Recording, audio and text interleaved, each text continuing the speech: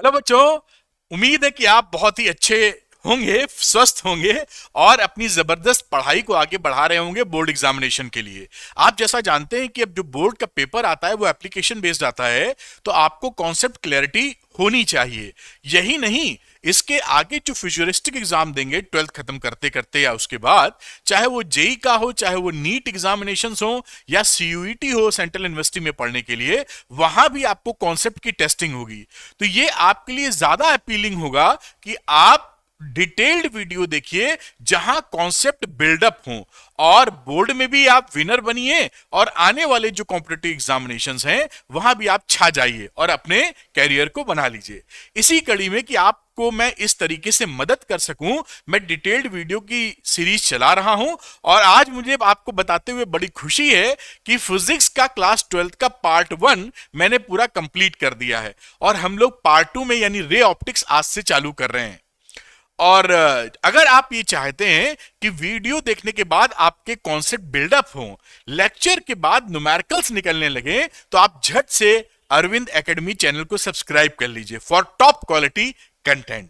आज हम लोग जो डिस्कशन करने वाले हैं वो रे ऑप्टिक्स का करेंगे। उससे पहले के चैप्टर्स का लिंक मैं डिस्क्रिप्शन में दे रहा हूं, क्लिक करके उन चैप्टर्स को भी देख सकते हैं, क्योंकि जब सीक्वेंस में पढ़ेंगे तो ज्यादा आपका कॉन्सेप्ट स्ट्रांग हो जाएगा। मैंने इस चैप्टर को 5 पार्ट्स में डिवाइड किया है, जिससे हम लोग स्पेशल फोकस कर सकें और जबरदस्त तरीके से सीख सकें। ये डिटेल वीडियो इसलिए है कि इसके अंदर हम लोग सारे डेरिवेशन, सारे कॉन्सेप्ट, काफी न्यूमेरिकल सब करते हैं, कुछ भी बचता नहीं है। तो चलिए बात को शुरू कर लेते हैं। तो रे चैप्टर 9 है ray optics and optical instrument, और आज का डिस्कशन रहने वाला है अपना पार्ट 1 पर, जो कि है reflection of light, laws of reflection, spherical mirrors, mirror formula, spherical aberration, uses of curve mirrors और भी कुछ चीजें एक्सेट्रा। कई बच्चों को चाहिए होता है कि यहां मैं जो पढ़ा रहा हूं बेटा उसका आपको पीडीएफ मिल जाए, तो बिल्कुल मिल जाएगा। अरविंद एकेडमी टेलीग्राम चैनल को ज्वाइन कर लीजिए, इसका लिंक मैं डिस्क्रिप्शन में दे रहा हूं। यहां पर मैं इसके पीडीएफ अपलोड कर देता हूं और आसानी से आप पढ़ाई कर सकते हैं। कुछ बच्चे ऐसा होता है जो मुझसे पढ़ना चाहते हैं, तो उनके लिए अरविंद एकेडमी ऐप है, इसका भी लिंक आपको डिस्क्रिप्शन में मिलेगा। यहां पर रोज शाम को क्लासेस होती हैं, जिसमें आप अपने सारे डाउट्स पूछ सकते हैं कि सर आप ये जो डेरिवेशन कर रहे हैं इसमें ऐसा क्यों किया है, ये जो न्यूमेरिकल्स बता रहे हैं आप इसमें वैसा क्यों नहीं किया, इस हिसाब से कर लें तो क्या होगा। मैं उसका आपको जवाब देता हूं। केवल यही नहीं, इसको देखते हुए हम लोगों ने अभी चालू कर रखा है द्रोणा बैच फिजिक्स और द्रोणा बैच मैथमेटिक्स। इसके अंदर इसकी खूबी क्या है कि आपको सारे कॉन्सेप्ट अच्छे से पढ़ाने के बाद, डेरिवेशन कराने के बाद, न्यूमेरिकल्स कराने के बाद 2 स्पेशल वीडियो रखते हैं पर चैप्टर। उसमें एक वीडियो या एक लेक्चर डेडिकेटेड होता है एनसीईआरटी कॉर्नर के नाम पर, जहां एनसीईआरटी के क्वेश्चंस मैं करवाता हूं, और दूसरा होता है पीवाईक्यूज कॉर्नर, जहां प्रीवियस ईयर क्वेश्चंस मैं आपके लिए करवाता हूं। तो आपका पूरा चैप्टर बहुत स्ट्रांग तरीके से बिल्डअप हो जाता है, सारे कॉन्सेप्ट क्लियर हो जाते हैं और आप तैयार होते हैं एग्जामिनेशन को हैंडल करने के लिए। तो जो बच्चे चाहते हैं कि द्रोणा बैच में एनरोल हों, वो लिंक दिया है डिस्क्रिप्शन में, क्लिक करके अरविंद एकेडमी ऐप को डाउनलोड कर लें। स्टोर सेक्शन में जाकर आप द्रोणा बैच में एनरोल हो सकते हैं और मेरे साथ बहुत अच्छी पढ़ाई कर सकते हैं। चलिए आज की टॉपिक की बात शुरू कर लेते हैं, क्योंकि इसी मकसद से ये वीडियो बनाया जा रहा है। तो बात शुरू होती है रे ऑप्टिक्स से। तो रे ऑप्टिक्स फिजिक्स की वो ब्रांच है जहां पर हम उसके नेचर के बारे में स्टडी करते हैं, उसके प्रोडक्शन के बारे में स्टडी करते हैं और किस तरह से वो चलती है, प्रोपोगेशन ऑफ लाइट। तो ऑप्टिक्स क्या है? फिजिक्स की वो ब्रांच जहां पर हम लाइट की या ऑप्टिक्स की स्टडी ऑफ नेचर, प्रोडक्शन उसका और प्रोपोगेशन की बातें करते हैं। बेसिकली ऑप्टिक्स को 2 मेजर ब्रांचेस में बांटा गया है। एक है रे ऑप्टिक्स या ज्योमेट्रिकल ऑप्टिक्स, दूसरी है वेव ऑप्टिक्स या फिजिकल ऑप्टिक्स। हम दोनों को समझेंगे, दोनों में फर्क क्या है। बात करें अगर रे ऑप्टिक्स या ज्योमेट्रिकल ऑप्टिक्स की, तो ये ज्यादातर कंसर्न है ज्यादातर पार्टिकल नेचर ऑफ लाइट से। तो ये पार्टिकल नेचर ऑफ लाइट पे डिपेंड करती है, और जो इवेंट इससे आसानी से आप अनाउंस कर सकते हैं या प्रूव कर सकते हैं वो है, उसकी खूबी क्या है कि इस रे ऑप्टिक्स की जो मान्य प्रॉपर्टी क्या होगी, rectilinear propagation of light. Rectilinear का मतलब है सीधी रेखा में चलना, तो लाइट हमेशा सीधी रेखा में चलेगी, ये रे ऑप्टिक्स में कहा जाता है। ठीक। दूसरी बात, इसके हिसाब से इनके लॉ ऑफ रिफ्लेक्शन, रिफ्रैक्शन वगैरह को साबित किया जा सकता है, किया जाता है। न्यूटन साहब ने जो ऑप्टिक्स में काम किया था, उन्होंने लाइट को रे ऑप्टिक्स ये मान के चले थे कि जो लाइट होती है वो छोटे छोटे बंडल्स में आती है, पैकेट्स में, कार्पसूल्स बोलते हैं। उसके हिसाब से न्यूटन ने पूरी थ्योरी दी थी, क्योंकि उन्होंने इतना काम मैकेनिक्स में किया था, मैथ्स में भी किया था, मैकेनिक्स में भी किया था, कि उसी तर्ज पर उसको डिफाइन किया। लेकिन आने वाले समय में जैसे जैसे साइंस एडवांस होती गई, हमें ये समझ में आया और एक्सपेरिमेंटली ये प्रूफ हुआ कि भाई अगर हम लाइट को केवल रे ऑप्टिक्स माने, हम ये मान के चलें कि पार्टिकल नेचर है, तो कुछ फिनोमिना लाइट के हम एक्सप्लेन नहीं कर सकते हैं। जैसे अभी बात करेंगे, इंटरफेरेंस है, पोलराइजेशन है, डिफ्रैक्शन है, उसके लिए हमको लाइट को वेव नेचर मानना पड़ेगा। अब वेव नेचर जैसे ही मानते हैं ना, वेव तो देखिए सीधी चलती नहीं है, तो ऐसे ऐसे चलती है। वेव में मजेदार बात क्या कि वेव तो कुछ ऐसे चलेगी, देखिए ये तो यहां पर तो बात चल रही है भाई, रे ऑप्टिक्स के अंदर क्या है, सीधी लाइट चलती है, मामला खत्म। तो क्योंकि लाइट की जो वेव होती है, नेक्स्ट स्लाइड में दिखेगा, वो वेव लेंथ बहुत छोटी होती है। इस वजह से जो फिजिकल फिनोमिना है, क्योंकि हम जिनके क्रॉस आते हैं फिजिकल बॉडीज के, उनका साइज देखिए 1 मिलीमीटर, 1 सेंटीमीटर, इसी सब में होता है जो मैकेनिक्स दिखती है। 1 मिलीमीटर होता है आपका जो रूलर आपके पास होती है, उसका एक खाना, इट इज वेरी स्मॉल। आप समझ लीजिए मोटे तौर पे चावल के दाने के बराबर। चावल तो देखा ही होगा, उम्मीद करते हैं, वो शायद 1 मिलीमीटर से बड़ा ही हो, तो वो आधा मिलीमीटर आप पूरे चावल को पकड़ लीजिए। ठीक। तो नॉर्मली ऐसे ही क्रॉस आते हैं, तो उसमें देखा हमने कि भाई जो वेव है, इसकी वेवलेंथ काफी शॉर्ट है, तो वेव में भी हम इसको क्या मान लेते हैं कि लगभग ये सीधी रेखा में चल रही है वेव नेचर, क्योंकि ये छोटी वेवलेंथ है तो सीधी की तरह डील की जा सकती है। तो इस बात को, अच्छा, ये रे जो ऑप्टिक्स है, इसकी इसी की बात पर जो लेंसेज वगैरह हैं या जो मिरर्स हैं, उसका भी कार्यक्रम रे ऑप्टिक्स के बेसिस पे किया जाता है, जो इस चैप्टर में पढ़ेंगे, क्योंकि ये चैप्टर ही रे ऑप्टिक्स का है। तो मिरर्स हैं, लेंसेज हैं, या जो ऑप्टिकल इंस्ट्रूमेंट हम बनाएंगे, जो लास्ट में पार्ट अपना आएगा, उसमें भी डिजाइन करने में लेंसेज का यूज आप करते हैं, कई बार मिरर्स का भी करते हैं, वो सब एक्सप्लेन होता है रे ऑप्टिक्स की मदद से। अब बात करते हैं बेटा वेव ऑप्टिक्स की, जो मैंने थोड़ा आपको समझाया। अब हमें वे ऑप्टिक्स मानना हमारी मजबूरी हुआ, क्योंकि एक्सपेरिमेंटली ये 3 फिनोमेना लिखे हुए हैं, ये तीनों फिनोमेना रे ऑप्टिक्स के बेसिस पर एक्सप्लेन नहीं किए जा सके, फेल हो गई रे ऑप्टिक्स इसमें। इसलिए हमको लाइट को वेव नेचर मानना पड़ा, उससे हम एक्सप्लेन कर ले गए। ये तीनों फिनोमेना में जो हमारे कोर्स में है, वो इंटरफेरेंस और डिफ्रैक्शन है, पोलराइजेशन अभी हमारे कोर्स से हट गया है। तो खैर हम ये समझ पाए, अब ये भी हो गया कि वेव है। तो अब सवाल ये खड़ा हुआ कि भाई लाइट को वेव माने कि रे? आप तो कह रहे हो कि ये 4 फिनोमेना इवेंट्स हैं जहां पे रे मान लो, और ये 4 फिनोमेना ऐसे हैं जहां पर इसको वेव मान लो। तो जानते हैं आज के समय में, जैसा आप जानते भी हैं 10th में, इसको बोला जाता है डुअल नेचर ऑफ लाइट। मतलब दोनों ही मानना पड़ा हमको। हम एकदम पक्की तौर पे ये नहीं कह सकते भैया ये रे ही है और ये वेव ही है ना। कुछ फिनोमिना के लिए ये रे जैसी प्रॉपर्टी दिखा रहा है, कुछ फिनोमिना के लिए ये वेव जैसी प्रॉपर्टी दिखा रहा है। तो लाइट के पास क्या रहा? Dual nature of light. ये इंट्रोडक्शन या आपको समझ में आना जरूरी है कॉन्सेप्ट क्लैरिटी के लिए।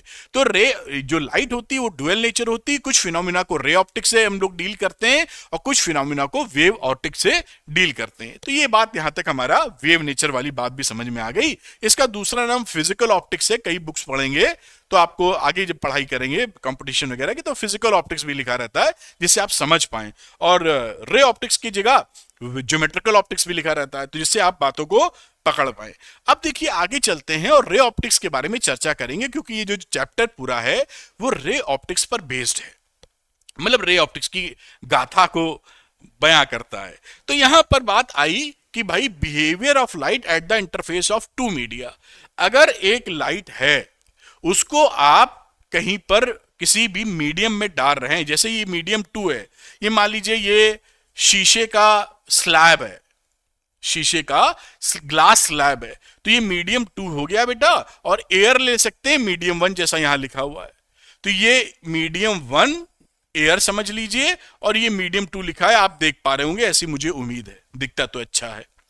तो यहां पर ये जब इंसिडेंट रे पड़ती, इंसिडेंट मतलब आने वाली रे लाइट की, वो जब इस मीडियम पे पड़ती है, मीडियम का मतलब है इंटरफेस पर, इंटरफेस का मतलब कहां है, जहां पर एक दूसरे मीडियम की बाउंड्री मिलती है, ये मीडियम 2, ये मीडियम 1, तो ये इसका बाउंड्री, ये दोनों का बाउंड्री मिल रहा है, नीचे मीडियम 2 है, ऊपर मीडियम 1 है, तो इस बाउंड्री को जो 1 और 2 मीडियम को सेपरेट कर रही है उसको हम बोलते हैं इंटरफेस। ये फिजिक्स का वर्ड समझ लीजिए, आगे यूज करिएगा, मजा आएगा आपको।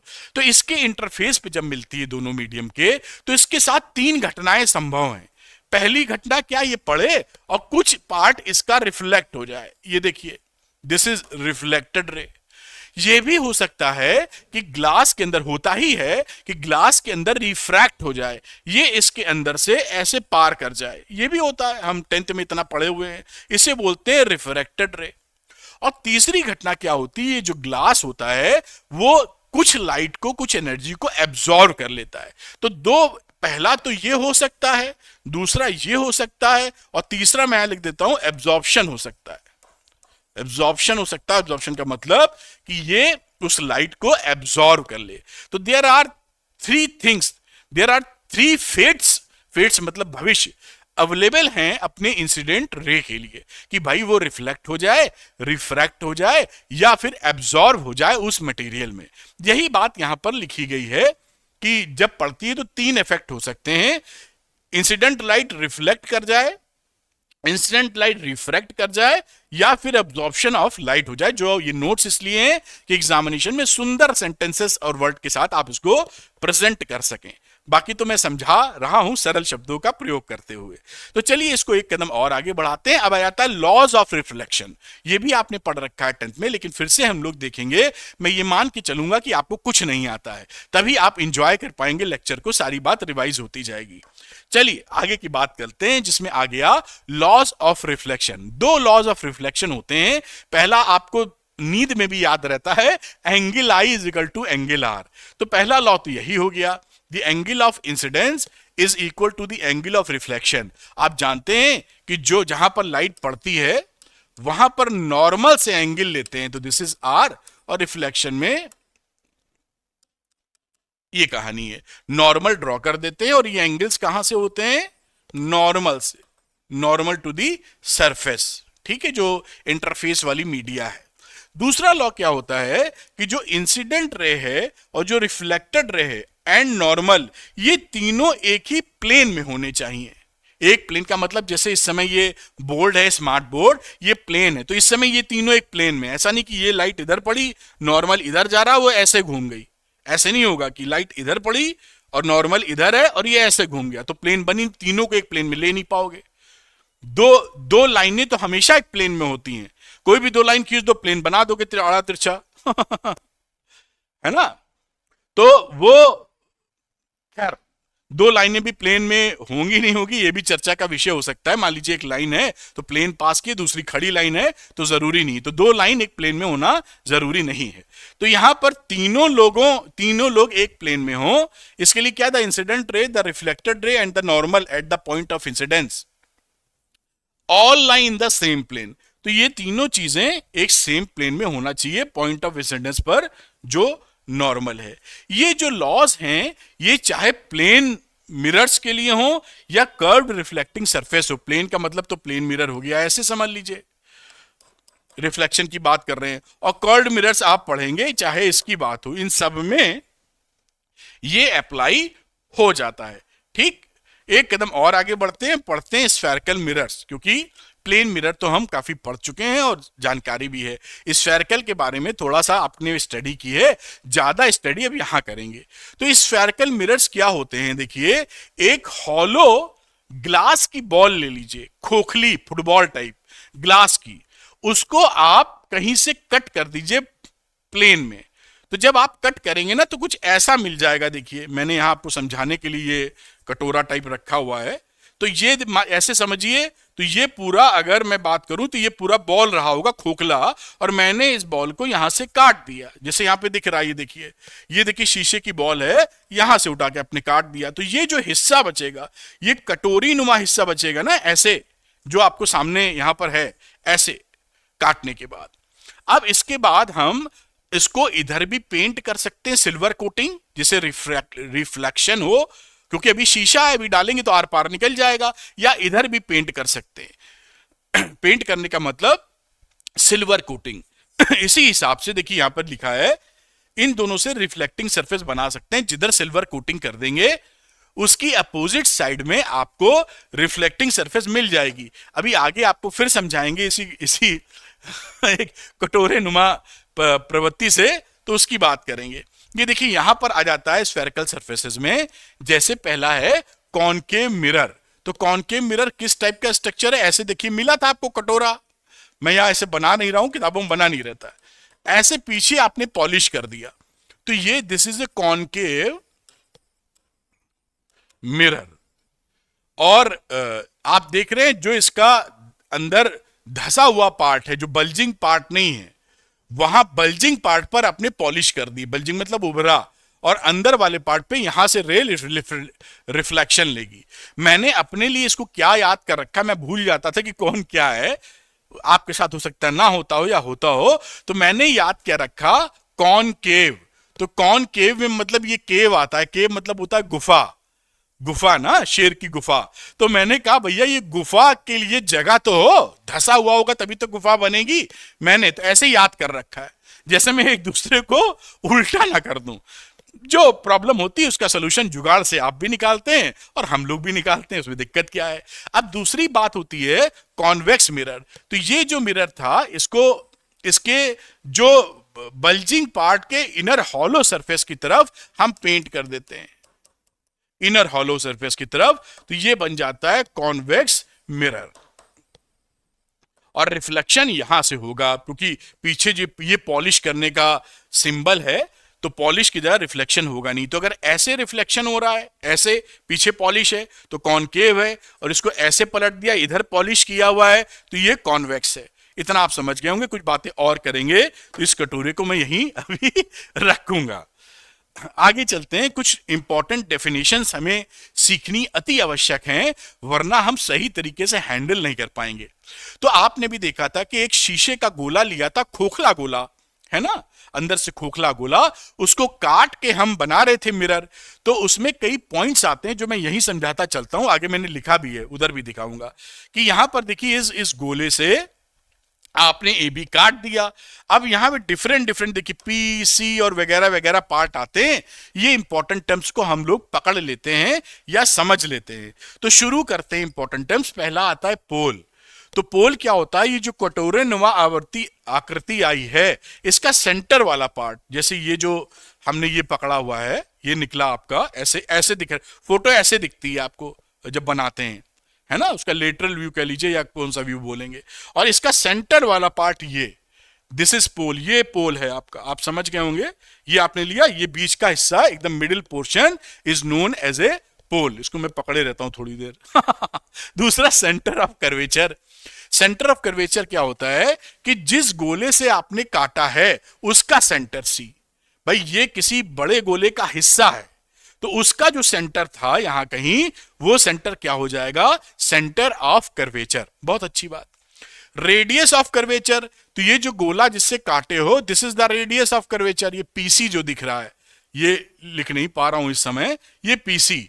तो इसका ये जो रेडियस था जिस गोले से काटा गया है, this is the radius of curvature. यहां पे लिखा R is equal to A C, ये भी रेडियस, बीसी भी रेडियस, पीसी भी रेडियस, तीनों लिखा हुआ है। प्रिंसिपल एक्सिस किसे कहते हैं? The line PC passing through the pole. एक लाइन जा रही हो जो पोल से जा रही है और सेंटर ऑफ कर्वेचर से पास हो रही है, इस लाइन को हम बोलते हैं प्रिंसिपल एक्सिस। ये लाइन का बहुत बातचीत किया जाएगा, तो हमको ये लाइन अच्छे से समझ में आनी चाहिए। तो ये प्रिंसिपल एक्सिस हो गई। और भी चीजें हैं इसके अंदर, वो भी हम देखते हैं। यहां पर बच्चों को कंफ्यूजन हो जाता है अपर्चर में, और लेंस में भी अपर्चर होता है, वहां भी हम लोग बात करेंगे, लेकिन अभी तो हम लोग मिरर्स पे फोकस कर रहे हैं। ये देखिए जो ये जो कटी हुई एक स्फेरिकल पार्ट मिला है ना, इसका जो आउटर सर्किल होता है, ये देखिए ध्यान से देखिए, लीनियर अपर्चर की हम लोग बात कर रहे हैं, तो ये आपका ये देखिए ये एक सर्किल बना आउटर, इसका ये जो पार्ट होता है डायमीटर, तो it is the diameter A B. Diameter कौन सा आया, ये सर्कुलर, ये देखिए ऐसे था, और इसका ये सर्किल बन रहा है ना ये पार्ट, तो यहां से यहां लेकर ये जो डायमीटर आएगा, this is known as a linear aperture. यहां पर इसको ए बी से दिखाया है फोटो में, लेकिन समझ में आएगा आपको, ऐसे ऐसे सिस्टम था, और ये यहां से यहां, क्योंकि सर्किल है ना बाहर, आउटर सर्किल, वहां से आपने ऐसे खींचा है, तो ये क्या आया है, दिस इज, ऐसे आपको दिखाया जा रहा फोटो में, और है ऐसे, तो this is the outer circle की diameter is known as a linear aperture. Angular aperture क्या होता है, इसी यहां पर इसका सेंटर पर देखिए, जो सेंटर ऑफ कर्वेचर है, जिस गोले से आपने इसको काटा है, इस वाले पार्ट को और इसके नीचे वाले पार्ट को मिला दीजिए, जो एंगल बनेगा आउटर सर्किल वाले पार्ट को, उसे बोलते हैं क्या हम लोग, एंगुलर अपर्चर। ये यहां पर दिख रहा है, दिस इज एंगुलर अपर्चर। ये देखिए यहां एंड हो रहा था, इन दोनों पार्ट को मिला दिया और ये एंगल कुछ फॉर्म कर देगा, this is the angular aperture, it is the angle ACB. ये जो एंगल है इसी को हम बोलते हैं एंगुलर अपर्चर। तो लीनियर अपर्चर और एंगुलर अपर्चर हमें अच्छे से क्लियर होना चाहिए, क्योंकि ये सब बातें हम पढ़ा रहे हैं तो क्यों ना क्लियर हो। आगे चलते हैं, कुछ डेफिनेशंस और आगे देखते हैं बच्चों। जैसे कि definitions in connection with spherical mirrors में प्रिंसिपल फोकस की बात करते हैं। तो प्रिंसिपल फोकस क्या है कि जब भी प्रिंसिपल एक्सिस से पैरेलल रेज आती हैं, हमेशा रेज को हम लोग नॉर्मली कैसे बनाते हैं, लेफ्ट टू राइट। लेफ्ट से देखिए, हर फोटो आपको नॉर्मली लेफ्ट टू राइट मिलेगा, तो लेफ्ट से रेज आ रही हैं पैरेलल टू प्रिंसिपल एक्सिस। ये देखिए प्रिंसिपल एक्सिस है, इसके पैरेलल रेज ये हो गई ऐसे ऐसे, और रेज जो है कहीं से भी ऊपर नीचे हर जगह से पैरेलल आएंगी। ये रेज पैरेलली पड़ने के बाद जहां पर मिल जाती हैं एक जगह या मिलती हुई लगती हैं, उसको हम बोलते हैं प्रिंसिपल फोकस। जैसे कि इस कॉन्वेक्स मिरर, कॉनकेव मिरर में ये सारी की सारी यहां पर आकर क्या हो गई हैं, मर्ज हो गई हैं, कन्वर्ज हो गई हैं। ये देखिए आप देख पा रहे हैं, ये सारी यहां पर आकर इस तरह से कन्वर्ज हो गई हैं, तो इसे बोलेंगे फोकस। क्योंकि रियल रेस, मतलब जो रेस जा रही थी वही रेस आकर मिली हैं, इसलिए इसको बोलते हैं रियल फोकस। ये क्या है, रियल फोकस। अब इसी जगह हमारा अगर मिरर हो, ये कॉन्वेक्स मिरर, तो इसमें क्या घटना हो जाती है बेटा, पैरेलल रेज आती हैं प्रिंसिपल एक्सिस के, लेकिन वो डाइवर्ज कर जाती हैं, कन्वर्ज नहीं करती, तो वो इधर तो मिल नहीं पाएंगी। देखो एक रे इधर भाग गई, एक रे इधर भाग गई, एक रे इधर भाग गई, और ये आप पैरेलल तो इधर तो मिलेंगी नहीं, तो पीछे एक्सटेंड कर देते हैं हम लोग, और जहां पर ये अपीयर करती हैं मिलती हुई, उसको हम बोलते हैं इस कॉन्वेक्स मिरर का प्रिंसिपल फोकस। क्योंकि ये अपीयर कर रही हैं, एक्चुअली मिल नहीं रही हैं, जो रियल रेज हैं वो कट नहीं कर रही हैं, तो उसका नाम लगते हैं वर्चुअल फोकस। तो कॉन्वेक्स मिरर के लिए वर्चुअल फोकस, और इसके लिए रियल के लिए रियल फोकस, इसके कॉनकेव के लिए। आगे की बातचीत और करते हैं, ये बात आप यहां समझ गए होंगे, जो मैंने बताने की कोशिश भी आपको की है। अब आता है फोकल प्लेन। तो देखिए फोकल लेंथ क्या, फोकल लेंथ आप समझ पाए, पीएफ जो डिस्टेंस होती है, पीछे वाला फिगर यहां भी दिख जाएगा वैसे, ये देखिए फोकस है, फोकस और पोल के बीच का जो डिस्टेंस होता है उसे आप बोलते हैं फोकस, फोकल लेंथ। ये फोकस है, ये पोल है, इसके बीच का ये डिस्टेंस क्या है, फोकल लेंथ। और फोकल प्लेन क्या होता है, फोकल प्लेन होता है फोकस से जाने वाला plane perpendicular to principal axis. ये है प्रिंसिपल एक्सेस, इसके परपेंडिकुलर रहे प्लेन, जैसा आप देख पा रहे हैं, और इस फोकस से पास हो, तो this plane is known as a focal plane. Focal plane की हमारे लिए अहमियत क्या है, अहमियत यह है कि अगर देखिए प्लेन, ये अगर रेस पैरेलल आती हैं तो भैया ये फोकस पे मिल जाती हैं, बहुत सुंदर बात है कॉनकेव मिरर के लिए। लेकिन अगर ये पैरेलल आए लेकिन प्रिंसिपल एक्सिस के पैरेलल ना हो, सूरज से आ रही हैं तो सूरज की रोज पैरेलल हो सकती हैं, ऑब्लिकली पड़ सकती हैं, तिरछी, तो उस केस में मान लीजिए रेस तो पैरेलल हैं, ये तो प्रिंसिपल एक्सिस हो गई, रेस पैरेलल हैं और ऐसे पड़ी, मान लीजिए ये देखिए रेज आपस में पैरेलल, दूर से आ रही पैरेलल, प्रिंसिपल एक्सिस के पैरेलल नहीं है, तो ये कहां मिलती हैं जाके, ये मिलती फोकस पे नहीं है, फोकल प्लेन पे मिलती है, देखिए यहां मिली है। ये इसकी इंपॉर्टेंस है कि अगर रेज पैरेलल हैं लेकिन प्रिंसिपल एक्सिस के पैरेलल नहीं है, ऑब्लिकली फॉल कर रही हैं लेकिन पैरेलल हैं, तो वो कहां मीट करेंगी, फोकल प्लेन पे, फोकस पे नहीं, उस प्लेन में जो फोकस से जा रहा है और 9 परपेंडिकुलर है प्रिंसिपल एक्सिस के। ये बात आप पकड़ के रखिए, छोटी छोटी बातें जो सुपर कॉन्सेप्ट आपको क्लियर करा देंगी। चलिए आगे की कुछ और बातें समझते हैं। न्यू कॉट्सियन साइन कन्वेंशन की बात करते हैं, जो कि बहुत सरल होता है, फिर भी हम आपको बताएंगे क्योंकि कोई चीज छोड़ने के मूड में नहीं है। तो new Cartesian sign convention for spherical mirrors, अभी हम लोग फॉर्मूले वगैरह यूज करते हैं तो वहां पर हमें प्लस माइनस साइन रखना पड़ता है, तो किसको प्लस माइनस लेंगे, तो सबसे पहली बात कि all ray diagrams are drawn with incident light travelling from left to right. जो भी डायग्राम बनाएंगे आप उसको कन्वेंशन के तौर पर रेस को लेफ्ट टू राइट, इस तरीके से, लेफ्ट से राइट है, ऐसे ही बनाएंगे, उल्टा नहीं बनाएंगे इधर से जाते हुए। कन्वेंशन है ये, कन्वेंशन का मतलब होता है ऐसा सारे लोग मानते हैं, आप भी मानिएगा, है ना, ये है पूरा पूरा वर्ल्ड इसी को फॉलो करता है, ये बना दिया गया है रूल। तो all distances are measured from the pole of the mirror, सारी डिस्टेंस हम कहां से मेजर करेंगे, पोल से।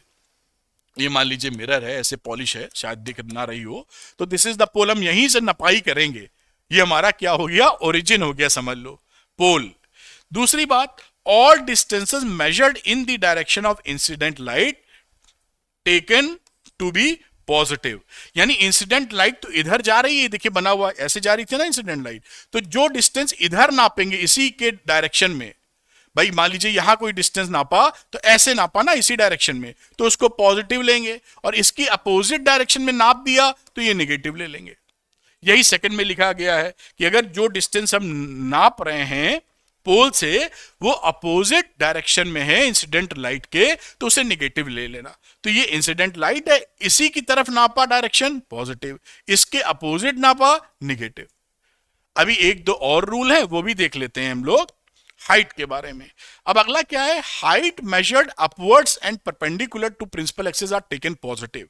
जब आप हाइट नापते हैं, ये परपेंडिकुलर हो प्रिंसिपल एक्सिस के और अपवर्ड पॉजिटिव हो, तो this is taken as height is positive, और अगर प्रिंसिपल एक्सिस के 90 डिग्री पर है और डाउनवर्ड डायरेक्शन में है तो this is taken is negative. ये हाइट की बात अभी हम कर रहे हैं, डिस्टेंस की बात तो पीछे कर ही चुके थे, तो ये बात और आप सीख लेते हैं। आगे बात करते हैं, note according to this sign convention the focal length and radius of curvature are negative for a concave mirror. देखिए कॉनकेव मिरर तो ऐसा होता है ना, मैं यहां बनाता हूं छोटा सा, ये देखिए आपने फोकस की बात की थी, फोकस यहां देखिए पैरेलल रेज आई थी, यहां मिल गई थी, तो ये डिस्टेंस जो फोकस पे मिल रही हैं ये यहां पोल से नापेंगे तो इंसिडेंट रे इधर नापेंगे ऐसे, तो इसका फोकस क्या ले लोगे, निगेटिव, और रेडियस ऑफ कर्वेचर भी ले लेंगे निगेटिव। और अगर आपके पास ये कॉन्वेक्स मिरर है तो इसका आप जान रहे थे कि जो फोकस निकाला था हम लोगों ने वो यहां कहीं था, तो इससे पोल से नापोगे तो दिस इज इसी डायरेक्शन में नाप रहे हो, this is positive and R is also positive. तो ये बात इसी साइन कन्वेंशन के बेसिस पर निकल आई है। तो बात ध्यान रखेंगे, याद भी कर लें आपसे कि कॉनकेव मिरर अगर है तो निगेटिव फोकल लेंथ और रेडियस ऑफ कर्वेचर भी निगेटिव, अभी देखेंगे रिश्ता इन दोनों का। और अगर कॉन्वेक्स मिरर है तो फोकल लेंथ पॉजिटिव और इसका आर भी यानी रेडियस ऑफ कर्वेचर भी पॉजिटिव। अब देखिए इसी रिश्ते की बात होती है, ये रिश्ता क्या कहलाता है, तो यहां पर relation between F and R, focal length और रेडियस ऑफ कर्वेचर के बीच क्या रिश्ता होता है। ये दो केसेस हमारे पास हो सकते हैं। मैं इसके लिए प्रूफ कर दे रहा हूं जिससे आपको अंडरस्टैंडिंग हो। आप इसके लिए होमवर्क आपके लिए करके देख लीजिएगा। एग्जाम में अगर आए तो किसी के लिए पर्टिकुलर नाम देके भी पूछ सकते हैं, तो हमेशा ध्यान रखिएगा। वो ये कह सकते हैं कि कॉनकेव मिरर के लिए ये रिलेशन प्रूफ करो, R इजिकल टू 2F या F इजिकल टू R/2, या कॉन्वेक्स मिरर के लिए तो मैं इसके लिए करके दिखा रहा हूं, वैसे ही आप कर लेंगे। ध्यान रखिएगा कि ये जो रिलेशनशिप आ रही है ये स्मॉल अपर्चर के लिए होती है। अपर्चर क्या होता है? लीनियर अपर्चर मैंने बताया था। तो मिरर का अपर्चर स्मॉल होना चाहिए। मैंने यहां नोट करके लिख भी दिया है, देखिए, this formula is applicable only for small aperture mirrors. अगर बड़ा हो जाएगा तो वहां ये फॉर्मूला वैलिड नहीं होगा। वैलिड क्यों नहीं होगा?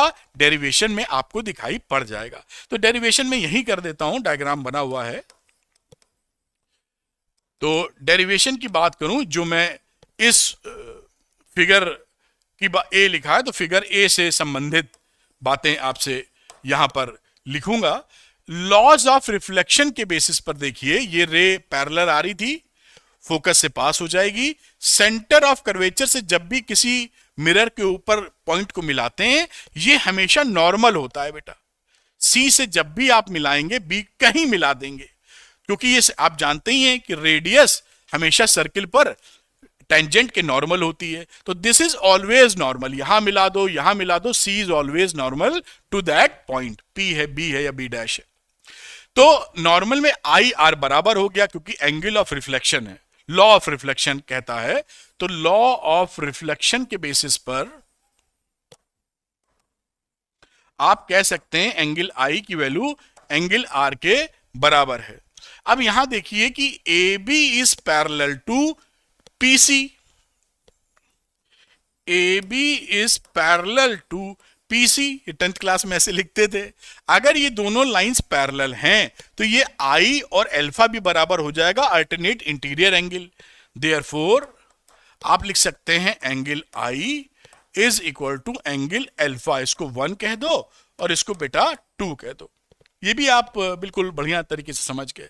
फ्रॉम 1 एंड 2, फ्रॉम 1 एंड 2 आप क्या कह सकते हैं? एंगल आई अल्फा के बराबर था, और पहले दूसरे से एंगल आर और एंगल अल्फा आपस में बराबर हो गया।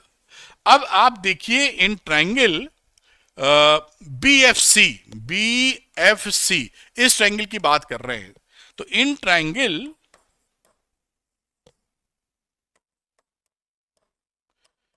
BFC angle R is equal to angle alpha तो है ही।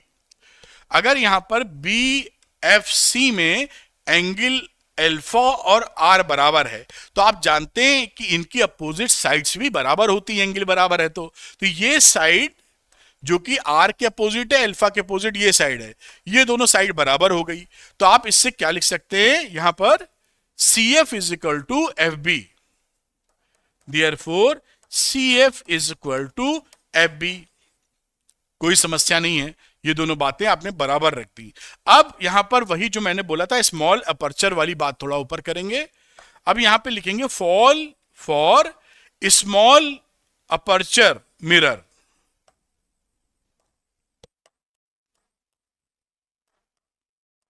स्मॉल अपर्चर का अगर मिरर होगा तो ये जो डिस्टेंस है FB, ये अप्रोक्सीमेटली FP के बराबर होगी, क्योंकि ये हिस्सा इसका छोटा है। तो हम क्या लिख सकते हैं? देयरफॉर या now FB is approximately equal to FP। अब क्या करें? इन दोनों को देखें, गलत लिख गए, FB की जगह FP लिखना चाहिए यहां, FP। ठीक, FB जो है हमारी FP के बराबर हो जाएगी। अब इन दोनों को आपस में मिला दीजिए, FB FB था तो CF बराबर FP कह सकते हैं आप। ये देखिए CF क्या है? ये CF है और FP यहां से ये डिस्टेंस है। अब आपको मालूम है कि अगर मैं CP लिखूं तो CP को, CP का मतलब यहां से यहां तक, तो CF प्लस FP लिख सकता हूं। तो यहां CF प्लस FP लिख दिया, और ये दोनों हैं बराबर, वहां हमने दिखाया था। तो इसको लिख सकते हो F P plus F P, मतलब 2FP। अब देख लीजिए 2FP का मतलब क्या है।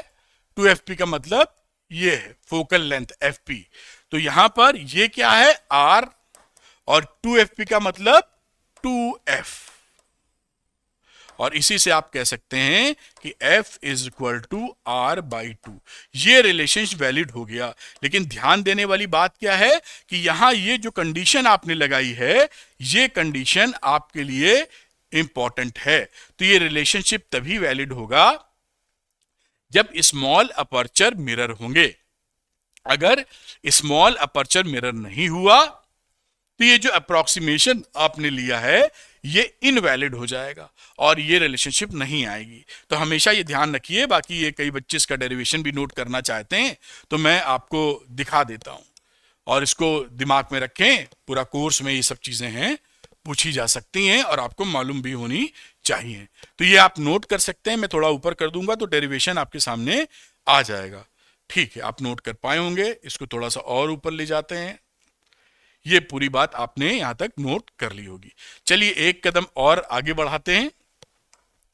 और अब ये रूल्स हैं, जो रूल्स ड्राइंग फॉर इमेज, जो स्फेरिकल मिरर से इमेज बनेंगी उनके लिए 3-4 रूल्स है, वो हमें समझ लेने चाहिए। पहला रूल क्या बोलता है कि जो भी रे आपकी पैरेलल टू प्रिंसिपल एक्सिस आ रही है, ये रे है, प्रिंसिपल एक्सिस ये है, इससे जो पैरेलल आ रही है वो हमेशा फोकस से पास होगी। ये कॉनकेव मिरर था, ये आप बात करें तो यहां पर ये अंदर की तरफ पॉलिश है इसकी, और यहां पर ये कहानी निकल गई। ये फोकस से पर कन्वर्ज होगी या फोकस पर कन्वर्ज होती हुई लगेगी। यही ऊपर लिखा है, जो आप ध्यानपूर्वक समझ सकते हैं, मालूम भी आपको होगा। मैं तो बस थोड़ा रिवाइज करा रहा हूं। रूल नंबर 2, अगर कोई रे फोकस से पास हो रही है, ये देखिए फोकस से पास हो रही है, तो ये पढ़ने के बाद पैरेलल टू प्रिंसिपल एक्सेस हो जाएगी, इसके पैरेलल हो गई है। यहां पर देखें, ये फोकस की तरफ जाती हुई प्रतीत हो रही थी, और पढ़ने के बाद ये पैरेलल टू प्रिंसिपल एक्सेस हो गई। तो कोई भी रे फोकस से पास हो रही हो या पास होती लगे, वो कहां से जाएगी? Parallel to principal axis. अब अगर कोई सेंटर ऑफ कर्वेचर से जा रही हो, ये देखिए सेंटर ऑफ कर्वेचर, तो यहां पर ये उसी रास्ते को रिट्रेस कर देती है या जाती हुई लगे। जैसे ये इस केस में जाती तो नहीं है, appears to be passing from C, ये उसी को वापसी कर देती। इसमें भी आपका लॉ ऑफ रिफ्लेक्शन लग रहा है। अगर यहां आप बात देखें तो इस समय एंगल आई कितना है, क्योंकि ये नॉर्मल खुद है और उसी के लाइन में आपका पाथ है, तो एंगल आई की वैल्यू 0 है, इसलिए एंगल आर भी 0 है। तो एंगल आई बराबर एंगल आर यहां भी लगा है। भाई ये नॉर्मल है ना, और ये नॉर्मली जा रही है, तो एंगल आई कितना हुआ? 0। कोई नॉर्मल बना दें और रे यहीं से पास करा दें। भाई यहां से पास कराते तो ये थीटा बताते, और यहीं से पास करा दिया तो एंगल आई कितना हो गया? 0 हो गया। इसके साथ यही घटना घट गई। इसलिए एंगल आई अगर 0 है तो एंगल आर भी 0 होगा, रिट्रेस कर देगी अपने पाथ की। तो कभी कभी ये क्वेश्चन भी पूछते हैं, क्या इस समय लॉ ऑफ रिफ्लेक्शन फॉलो हो रहा है? तो बिल्कुल फॉलो हो रहा है, जैसा आप देख पाए होंगे। आगे चलते हैं। Number 4 rule, for the ray incident at any angle at the pole. ये देखिए ये पोल था, ये एग्जांपल के लिए कॉनकेव मिरर ले लिया। कोई भी एंगल ऐसे फॉल करा किसी एंगल पर, मान लीजिए थीटा, द रिफ्लेक्टेड रे follows the law of reflection. अगर ये थीटा है तो जाने वाली रे भी क्या बनावेगी? यहां थीटा, क्योंकि देखिए सेंटर ऑफ कर्वेचर तो यही है, इससे मिलाने वाली लाइन तो नॉर्मल ही रहती है, पी पे नॉर्मल है, यहां मिला दोगे तो बी पे नॉर्मल है, यहां मिला दोगे तो ए पे नॉर्मल है। ये ऑल जो भी लाइन आप सेंटर ऑफ कर्वेचर, जो किसी भी सर्किल का रेडियस होता है, सेंटर से रेडियस जब मिलाते हैं तो ये हमेशा 90 होता है। यहां मिला देंगे तो भी 90 होता है, यहां मिला देंगे तो भी 90 होता है। इसी तरीके से ये सी है, मतलब यही सेंटर है, तो कहीं भी मिला देंगे तो बी पर 90, ए पर 90 और पी पे 90, इसलिए angle I is equal to angle R आपका थीटा थीटा हो जाएगा, या एंगल आई लिखना चाहें तो एंगल आर भी आपको यही मिल जाएगा। ये 4 रूल्स हैं जो हम जब भी इमेज फॉर्मेशन करते हैं तो बनाते हैं। जल्दी जल्दी इमेज फॉर्मेशन भी देख लेते हैं कि वो क्या रूप रंग लेके रहते हैं। तो पहला है formation of image by concave mirrors.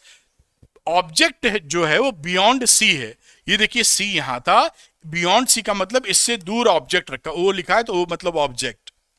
अब रे डायग्राम, कोई भी 2 रे, कम से कम 2 रे जहां इंटरसेक्ट करती हैं या करती हुई अपीयर करती हैं वहां पे इमेज बना दिया जाता है, ये रूल है। बाकी रे 2 नहीं होती हैं, रे तो इनफाइनाइट होती हैं भाई। यहां से इसकी चुंडी से टॉप से कोई 2 रे ही थोड़ी जाएंगी, इनफाइनाइट रे से तो लाइट आ रहा बीम है, बहुत सारी रे जाएंगी और इसी डायरेक्शन में नहीं जाएंगी, ये चारों तरफ फैलेंगी ऐसे।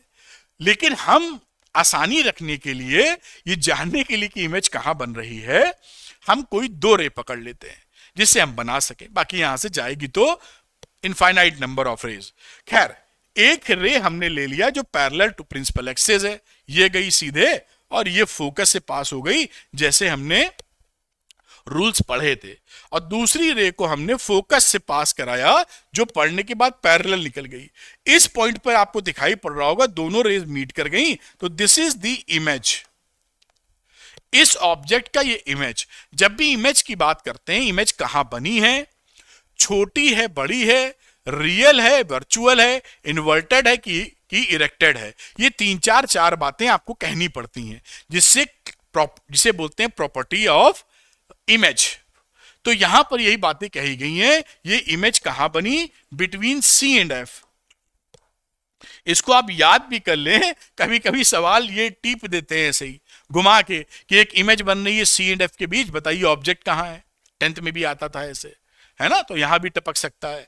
तो बियॉन्ड सी एंड एफ, और रियल है क्योंकि रियल रेज मिल रही हैं इसलिए रियल है। आपने ये भी पढ़ा था कि जो रियल इमेज होती है और जो वर्चुअल इमेज होती है उसका मेजर फर्क क्या होता है कि रियल इमेज को आप स्क्रीन पर ले सकते हैं, वर्चुअल इमेज को स्क्रीन पर नहीं ले सकते। स्क्रीन का मतलब जैसे फिल्म देखने जाते हो पीवीआर में, है ना, तो वहां पर स्क्रीन लगी होती, पर्दा होता है कपड़े का।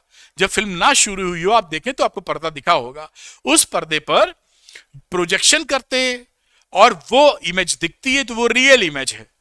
और वर्चुअल इमेज वो होती है जिनको पर्दे पर, स्क्रीन पर नहीं ले सकते हैं।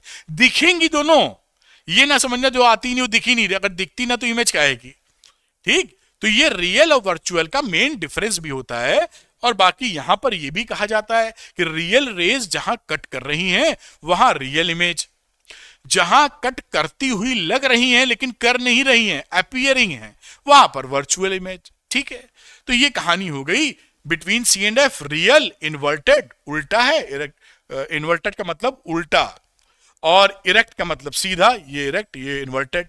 स्मॉलर देन ऑब्जेक्ट, इससे छोटी बनी हुई है। ये पहली कहानी सेट हो जाती है। दूसरी बात करते हैं कि ऑब्जेक्ट अगर हमारा बियॉन्ड के बाद, हम धीरे धीरे यहां से इस बात को आप पकड़े रहेंगे, बड़ा अच्छा लगेगा। ये सी के दूर से चले हैं और धीरे धीरे हम पास आते जाएंगे, इधर थे अब सी पे आएंगे, फिर सी एंड एफ के बीच में आएंगे, एफ पे आएंगे, इसके बीच आएंगे, और एक ले लेते हैं ये जब इन्फिनिटी पे है, वो लास्ट में देख लेंगे। तो अगली कदम हमारा बढ़ता है जब हम सी पर पहुंचते हैं। जब हम सी पर पहुंचते हैं तो अगेन ये देखिए ऑब्जेक्ट है, यही इमेज बनता है। एक पैरेलल लाइन ले ली, फोकस से निकल गई, एक फोकस से पास की और वो पैरेलल चली गई, मीट हुआ यहीं। तो यहां पर खास बात सी की क्या होती है, इमेज और ऑब्जेक्ट एंड इमेज दोनों उसी पॉइंट पे बनते हैं, दोनों सेम साइज के होते हैं, बस इमेज हमारा इन्वर्टेड होता है। जब भी इन्वर्टेड इमेज बनेगा वो रियल इमेज होता है, और अगर सीधा बन जाएगा तो वर्चुअल होता है। तो जब भी आप उल्टा इमेज इन्वर्टेड लिखें, समझ जाएं रियल है। तो यहां पर एट सी पर बना रियल है तो इन्वर्टेड है तो रियल है, और सेम साइज का बनता है। ये साइज दोनों के कैसे हैं, बराबर, जितना हाइट उसका था उतना ही हाइट नीचे वाले का, इमेज का है मतलब, ठीक है।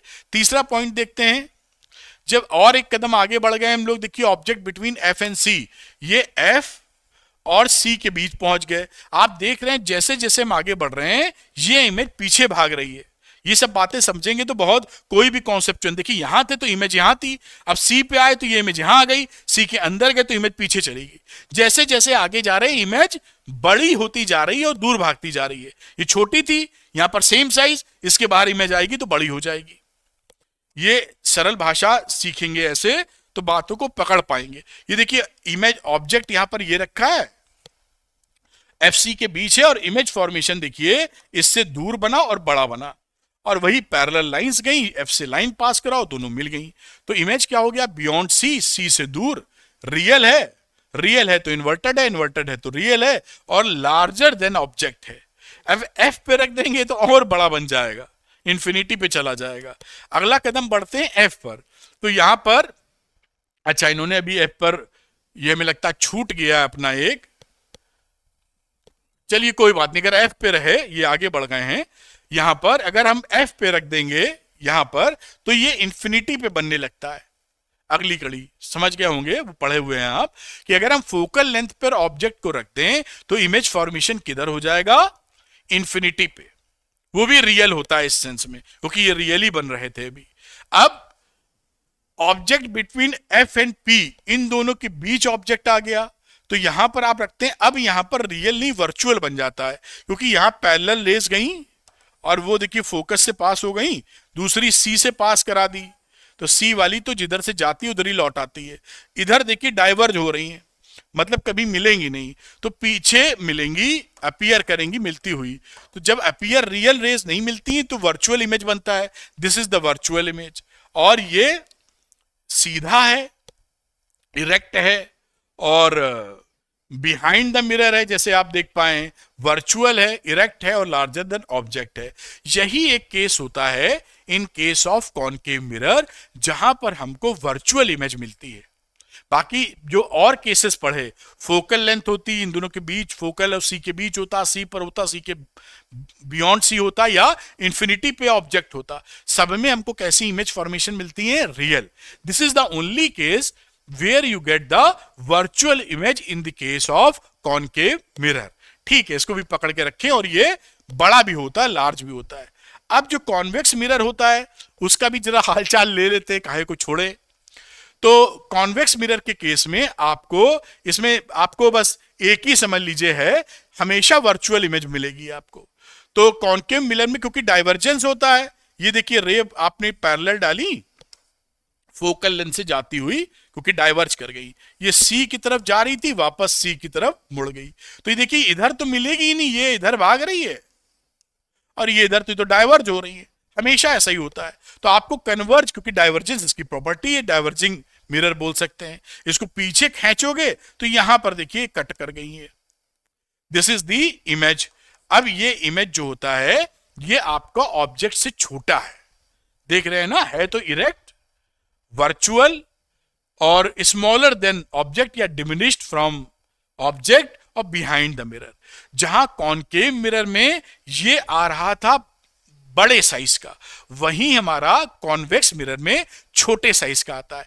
ये भी एक अंतर होता है दोनों में, जिस अंतर को सवालों के रूप में पूछ लिया जाता है।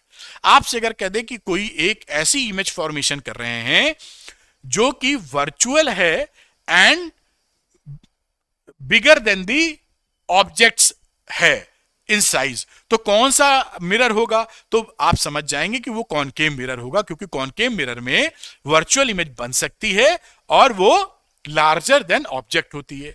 आपसे कह दे कि कोई इमेज बन रही है रियल इन मिरर, कौन सा मिरर है, तो इसमें तो रियल बनती नहीं, रियल तो कॉनकेव में ही बनती है, कॉनकेव आंसर हो जाएगा। ये बातों को भाई दिमाग को चलाने की बात है, जानते आप बहुत कुछ है लेकिन मौके पे सवाल निकलना जरूरी रहता है। खैर अभी ज्यादा पंचायत करेंगे तो कोई और निकल जाएगी। जैसे कई प्लेयर होते हैं जिनकी नेट प्रैक्टिस अच्छी होती है, लेकिन मौकाए वारदात पर जब गेम खेल रहे होते हैं तो वो आउट हो जाते हैं, ज्यादा रन नहीं बना पाते। क्यों? क्योंकि वहां पर वो आता है शॉट मारना, प्रैक्टिस की कमी से दिमाग नहीं चलता। तो यही आपके लिए हो सकता है, आपको आता हो, एग्जामिनेशन में आपकी गलती हो जाती है, जिसे आप बोलते हैं सिल्ली मिस्टेक, है ना। तो जो सिल्ली मिस्टेक है वो आपकी ना हो, इसके लिए प्रैक्टिस की जरूरत है। जैसे आप फाइनल मैच खेलें, वहां भी शतक मारे हैं आप। ठीक है, चलिए आगे की तरफ चलते हैं। और देखिए अब हमारा समय आ जाता है मिरर फॉर्मूले को डेराइव करने का। ये मिरर फॉर्मूला है 1/u plus 1/v is equal to 1/f। इस फॉर्मूले का हम डेरिवेशन करने वाले हैं, इसको याद भी रखेंगे। ये जो फॉर्मूला होता है ये किसी भी तरह का मिरर हो, कॉनकेव हो, कॉन्वेक्स हो, इमेज रियल हो, वर्चुअल हो, सबके लिए लागू होता है। उनमें से एक केस पकड़कर हम उसमें 3 केस देखिए बन जाएंगे। कॉनकेव मिरर में रियल इमेज, वर्चुअल इमेज, और कॉन्वेक्स में तो वर्चुअली होती है। तो 3 केसेस में मैं एक केस में इसका डेरिवेशन कर दे रहा हूं कि फॉर्मूला कैसे आता है। बाकी जो दोनों केसेस हैं वो भी आप होमवर्क के तौर पे इसी तरीके से कर लीजिएगा। एग्जामिनेशन में लिख कर आ सकता है ये कि derive the mirror formula for convex mirror, तो फिर कॉन्वेक्स मिरर ही लेना पड़ेगा। आप क्या करेंगे, नहीं भी आ सकता है, पक्का नहीं है, कुछ भी आ सकता है, लेकिन मैं एक को समझा रहा हूं, इसी तर्ज पर आप तीनों केसेस के लिए ठोक पीट देंगे। ठीक है साहब, चलिए शुरू करते हैं। तो derivation of mirror formula for a concave mirror, ये कॉनकेव मिरर है और इसमें रियल इमेज जब बन रही है, इसी में वर्चुअल भी बन सकती है, और 2 केस इसके हो गए और कॉन्वेक्स वाले का तीसरा। बात मेरी समझ पा रहे होंगे। अब देखिए हमने एक बार इसको समझने के लिए जो ऑब्जेक्ट था उसको हम लोगों ने प्रिंसिपल एक्सेस पे रखा। Object at principal axis and aperture जो है, and concave mirror aperture is small. ये इंपॉर्टेंट है, अगर स्मॉल नहीं होगा तो जो डेरिवेशन में हम कहानी को बढ़ाएंगे वो बैठ नहीं पाएगी। चलिए तो यहां पर शुरू करते हैं। देखिए यहां से एक पैरेलल रे आपने भेजी, एम पर पड़ी और फोकस से निकल गई, देखिए फोकस से जा रही है। दूसरी आपने ए से पी भेजी पोल पर, जितना एंगल ये था उतनी एंगल बना के इधर से निकल गई। अब ये यहां पर इमेज फॉर्मेशन हो चुका है, फिर भी एक ट्रायंगल हमको चाहिए था, तो हमने ए से सी से एक रे पास करा दी जो यहीं से जाएगी, क्योंकि इमेज यहीं से बन रही है, 2 से ही बन जाती है इमेज। तो this is the image B dash A dash. ठीक, ये 3 रे बनाई गई है डेरिवेशन करने के लिए। अब मैं प्रॉपर तरीके से आपको दिखाता हूं कैसे वो डेरिवेशन करेंगे। तो पहले हम लोग क्या करते हैं, डिस्टेंसेस लिख देते हैं विद प्रॉपर साइन। चलिए यहीं शुरू करते हैं। मैं चाह रहा था इसी में आ जाए, शायद ना आ पाए, तो कलर बदल लेना चाहिए। ऑब्जेक्ट डिस्टेंस लिख लीजिए पहले, ऑब्जेक्ट डिस्टेंस। तो ऑब्जेक्ट डिस्टेंस क्या हो गया, that is BP is equal to with sign minus U. देखिए ऑब्जेक्ट यहां है ना, तो बीपी ये आपका ऑब्जेक्ट का डिस्टेंस है, यू होता है ऑब्जेक्ट का डिस्टेंस, विथ साइन रखा माइनस यू। रे इधर जा रही थी, हमने ऐसे पकड़ा है, उल्टा ना, माइनस आ गया। उसी डायरेक्शन में होता तो प्लस होता। अब बात करते हैं इमेज डिस्टेंस। इमेज डिस्टेंस कहां से नापते हैं, पोल से नापते हैं, जो कि आपका बी डैश पी है। यहां पर ये देखिए ये बी डैश है, इमेज जहां बना है पी से नापेंगे, अपोजिट ये भी है, ये भी माइनस, इसको लिख देंगे माइनस वी बेटा। फोकल लेंथ किसकी, इस मिरर की, जो कि एफ पी के बराबर है। ये देखिए एफ पी क्या है, ये F P, this is focal length. इधर नाप रहे हैं, फोकल लेंथ वैसे भी आपकी कॉनकेव के लिए निगेटिव लेते हैं, दैट इज माइनस एफ। ये भी बढ़िया हो गया। रेडियस ऑफ कर्वेचर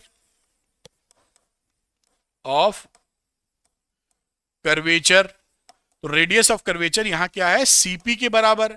ये देखिए ये सी है और सीपी आप लेंगे तो ये रेडियस ऑफ कर्वेचर है, जिसे आप लिखेंगे माइनस आर के बराबर, और यही चीज बराबर हो जाएगी माइनस 2f के बराबर, क्योंकि स्मॉल अपर्चर का ऑलरेडी अपर्चर लिखा कि नहीं, अपर्चर इज स्मॉल। ठीक है, इसके लिए वैलिड होता, कोई समस्या की बात नहीं है। अब हम फिर से कलर चेंज के कुछ ट्रायंगल्स लेंगे, 2-3 ट्रायंगल लेके प्रूफ कर देंगे। अब देखिए नाउ इन ट्रायंगल,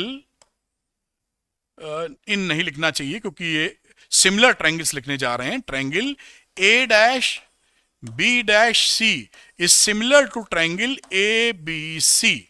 देख लेते हैं क्या है। तो ये देखिए ए बी सी, और यहां पर दूसरा triangle A dash B dash C dash, ये दोनों सिमिलर हैं। आखिर सिमिलर क्यों हैं? इसलिए सिमिलर हैं, रेड कलर का ये पेन चेंज कर लेते हैं। ये देखिए 90 डिग्री है, ये 90 डिग्री है, ये एंगल एक दूसरे के अपोजिट है। आपको मालूम है, 10th में पढ़ा था कि सिमिलर ट्रायंगल हो जाते हैं डबल ए क्राइटेरिया के बेसिस पर। तो दो एंगल इनके मिल गए, तीसरा तो ऑटोमेटिक बराबर हो जाएगा। तो ये दो ट्रायंगल कैसे हो गए? सिमिलर। अब जब सिमिलर ट्रायंगल्स होते हैं तो इनकी जो साइड्स होती हैं वो प्रोपोर्शनल होती हैं। तो वो मैं यहां पर लिख देता हूं, जैसे A dash B dash upon A B. तो ए डैश बी डैश क्या है? ए डैश बी डैश इस ट्रायंगल की और ए बी इस ट्रायंगल की, ये प्रोपोर्शनल है। फिर हम लिख देंगे C B dash is equal to B C. तो यहां ये किसके बराबर हो जाएगी?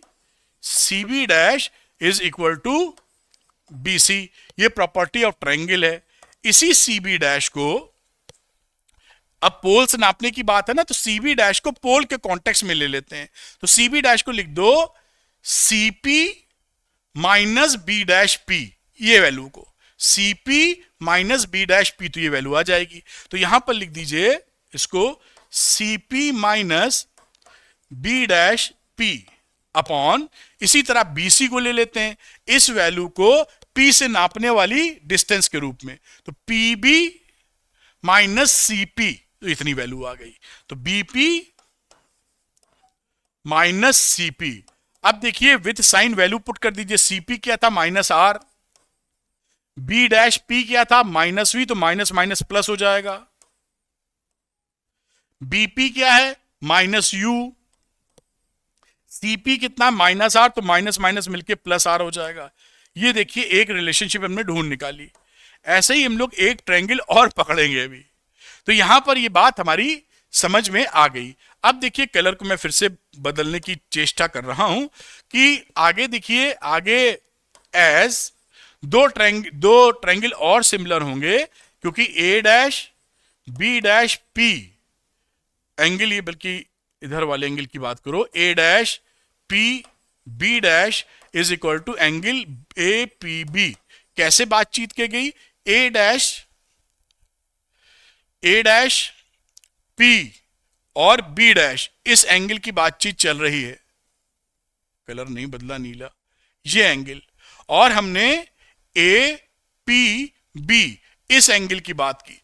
ये दोनों एंगल देखिए आपस में बराबर हैं, क्योंकि आप जानती है रे जो पोल से जाती है दोनों सेम एंगल आई बराबर एंगल आर करती है। ये दोनों एंगल बराबर हैं, तो इस ट्रायंगल को पकड़ेंगे अब, और इस बड़े वाले ट्रायंगल को पकड़ेंगे। ये दोनों सिमिलर हो गए। ये देखिए 90 तो ये है ही, 90 ये है ही, और ये एंगल बराबर, तो ये तीसरा वाला अपने आप बराबर। तो this triangle A B P triangle और यहां पर A dash B dash P triangle, ये सिमिलर हो गए। तो यहां पर हम लिख देते हैं, मैं यहीं लिखना चाहूंगा जिससे जगह थोड़ी बच जाए, ये फोटो हमारे सामने रहे। तो triangle A dash B dash P is similar to triangle A B P. ये सिमिलर हो गए। सिमिलर हो गए तो इनकी डिस्टेंसेस प्रोपोर्शनल होंगी। फिर थोड़ा आगे बढ़ाते हैं, यहां कहीं रोकते हैं, जाके कलर को बदल लेते हैं। अब प्रोपोर्शनल हो गई तो A dash B dash upon A B. A dash B dash क्या है? ए डैश बी डैश ये है, तो ये ए बी के बराबर हो गया। बड़ी अच्छी बात। अब उसके बाद कर देंगे बी डैश पी, और ये बराबर कितना हो जाएगा? बीपी के बराबर। तो B dash P upon BP. एक बार प्रैक्टिस इसको कर लीजिएगा, वरना आप जब करने बैठेंगे याद करके होएगा नहीं। प्रैक्टिस कर लेंगे तो हो जाएगा, क्योंकि दो ट्रायंगल खेले जा रहे हैं छोटे बड़े मिला के। अब यहां वैल्यू रख देते हैं। बी डैश पी क्या था? Minus we. और बीपी क्या था बेटा? बीपी था माइनस यू। तो ये वैल्यू हो गई v अपॉन यू। ये इक्वेशन नंबर 2 आ गई। देखा ना आपने? एक बार तो ये ट्रायंगल पकड़ा आपने, ये ट्रायंगल और ये ट्रायंगल, और एक बार ये ट्रायंगल पकड़ा और ये बड़ा वाला ट्रायंगल पकड़ा, तब बात जाके बनेगी। फ्रॉम फर्स्ट एंड सेकंड, इसको थोड़ा सा ऊपर करते हैं।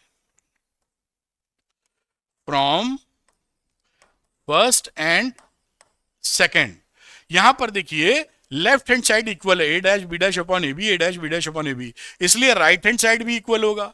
तो मैं लिख सकता हूं minus R plus V upon minus U plus R is equal to V upon U. कोई इसमें तकलीफ नहीं है। अब इसको क्रॉस मल्टीप्लाई करके लिख लें तो भी कोई दिक्कत नजर नहीं आती। u से मल्टीप्लाई कर दीजिए, minus U R plus U into V is equal to minus U V plus V into R. ये देखिए, ये क्रॉस मल्टीप्लाई करके लिख लिया हमने। अब एक तरफ चीजों को कर लेते हैं।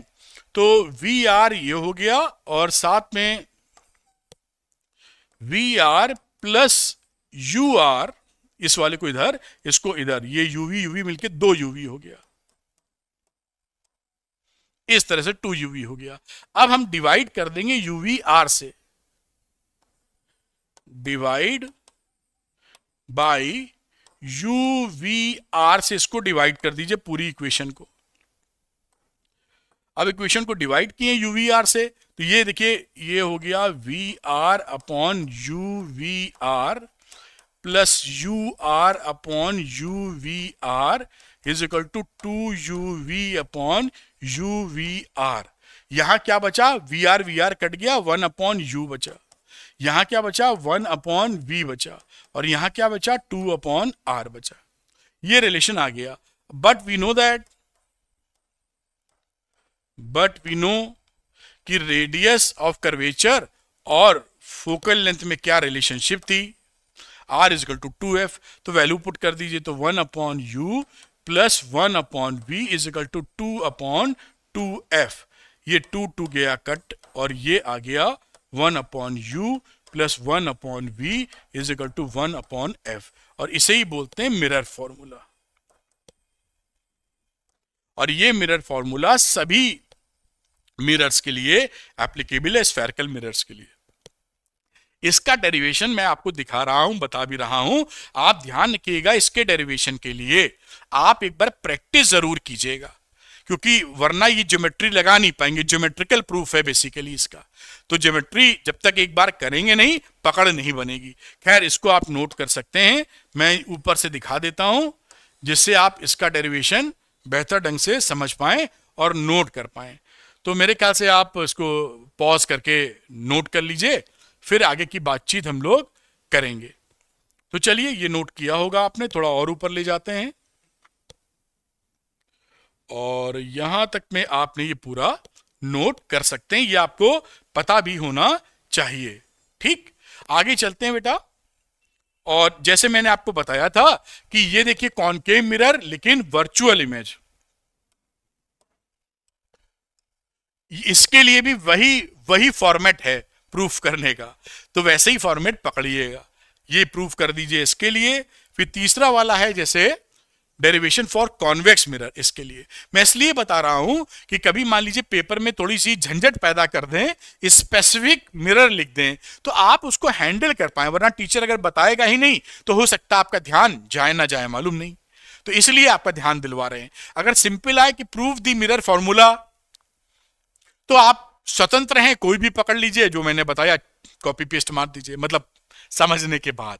लेकिन अगर नाम लिख दिया किसी का, तब तो हमारी मजबूरी रहेगी ना कि जो वो पूछ रहे हैं उसका आंसर हमें देना पड़ेगा। तो खैर, आप समझ गए होंगे। अब एक कदम आगे चलते हैं और इंटरेस्टिंग चीज सीखते हैं। ये है लीनियर मैग्निफिकेशन। तो लीनियर मैग्निफिकेशन, इसका भी जो फॉर्मूला है वो भी हम प्रूफ करेंगे। तो लीनियर मैग्निफिकेशन किसे कहते हैं? M height of image upon height of object. यहां पर इसको आप H2 लिखा है, HI अपॉन HO भी लिख सकते हैं, जैसे याद रहे, height of image upon height of object. और ये वैल्यू बराबर होती है, मैं यहां लिख दूं सीधे, height of image upon height of object minus V upon U। और मिरर फॉर्मूला क्या था? 1 upon V plus 1 upon U is equal to 1 upon F। ये दोनों ही ध्यान रखिए। यहां पर आप M निकालते वक्त विथ साइन U और V या HI या HO विथ साइन पुट करेंगे, प्लस माइनस जो भी साइन आ रहा हो उसके हिसाब से। यहां भी आप विथ साइन रखेंगे, विथ साइन रखेंगे प्लस माइनस के साथ, जो भी जिसका हिसाब किताब बन रहा है। चलिए इसका डेरिवेशन देख लेते हैं कि मैग्निफिकेशन कैसे आया। अब मैग्निफिकेशन के भी तीन केस बन जाएंगे अगर बोले तो, वही कॉनकेव का रियल, कॉनकेव का वर्चुअल और कॉन्वेक्स का तो वर्चुअल होता ही है। मैंने जो पीछे प्रूफ किया था उसी के दर्शन देके आपको यहां प्रूफ करा दूंगा एम की कहानी।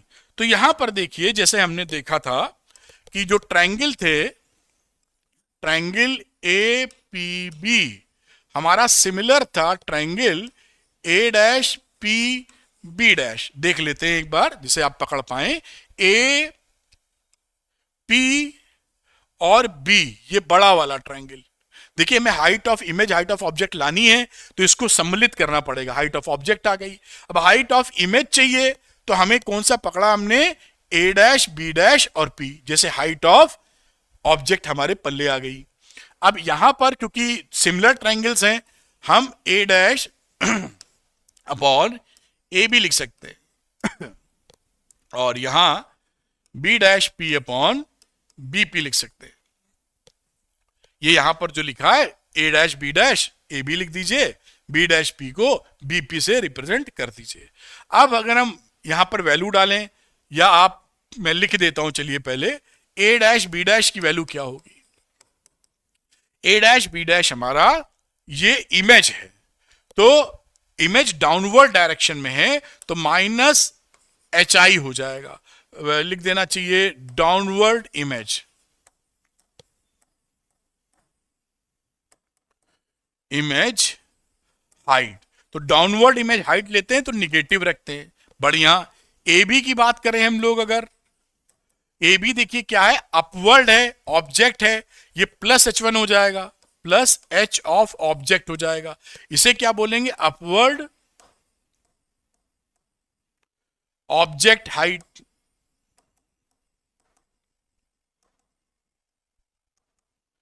फिर लिख लेते हैं बी डैश पी, ये वैल्यू क्या हो गई, माइनस वी के बराबर।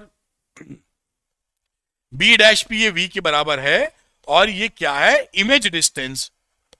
तो ये इमेज डिस्टेंस है, इमेज डिस्टेंस ऑन लेफ्ट। क्योंकि आप हमेशा इस तरफ से रे को डालते हैं ना, तो आप याद रखने के लिए रख सकते हैं कि इधर नपाई कर रहे होंगे तो माइनस, उधर नाप रहे होंगे तो प्लस, लेफ्ट हैंड पे माइनस, राइट हैंड पे प्लस। लेकिन कन्वेंशन रे के हिसाब से है, तो आपने लेफ्ट नापा है तो इसलिए यहां पर माइनस लगा दिया है। अब बीपी की बात कर लेते हैं। तो बीपी क्या है, बीपी यहां से यहां तक का डिस्टेंस है, तो ये ऑब्जेक्ट डिस्टेंस है, लेफ्ट साइड पे नाप रहे हो तो माइनस यू आ जाएगा। ऑब्जेक्ट डिस्टेंस ऑन लेफ्ट, ये कहानी बन गई। अब ये जो भी सिंबल्स हैं इनको हमने इसमें डाल दिया, और ये अब हमने यहां से इसको पकड़ लिया डालने के बाद।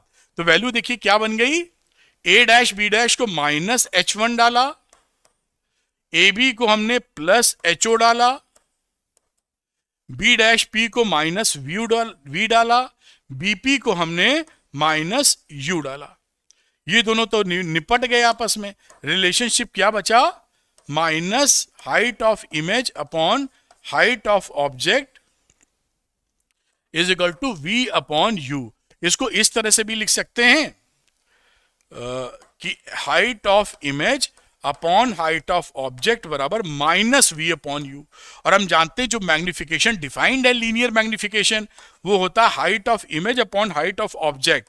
तो m is equal to height of image upon height of object, और ये वैल्यू इसके बराबर है, तो माइनस वी अपॉन यू हो गया।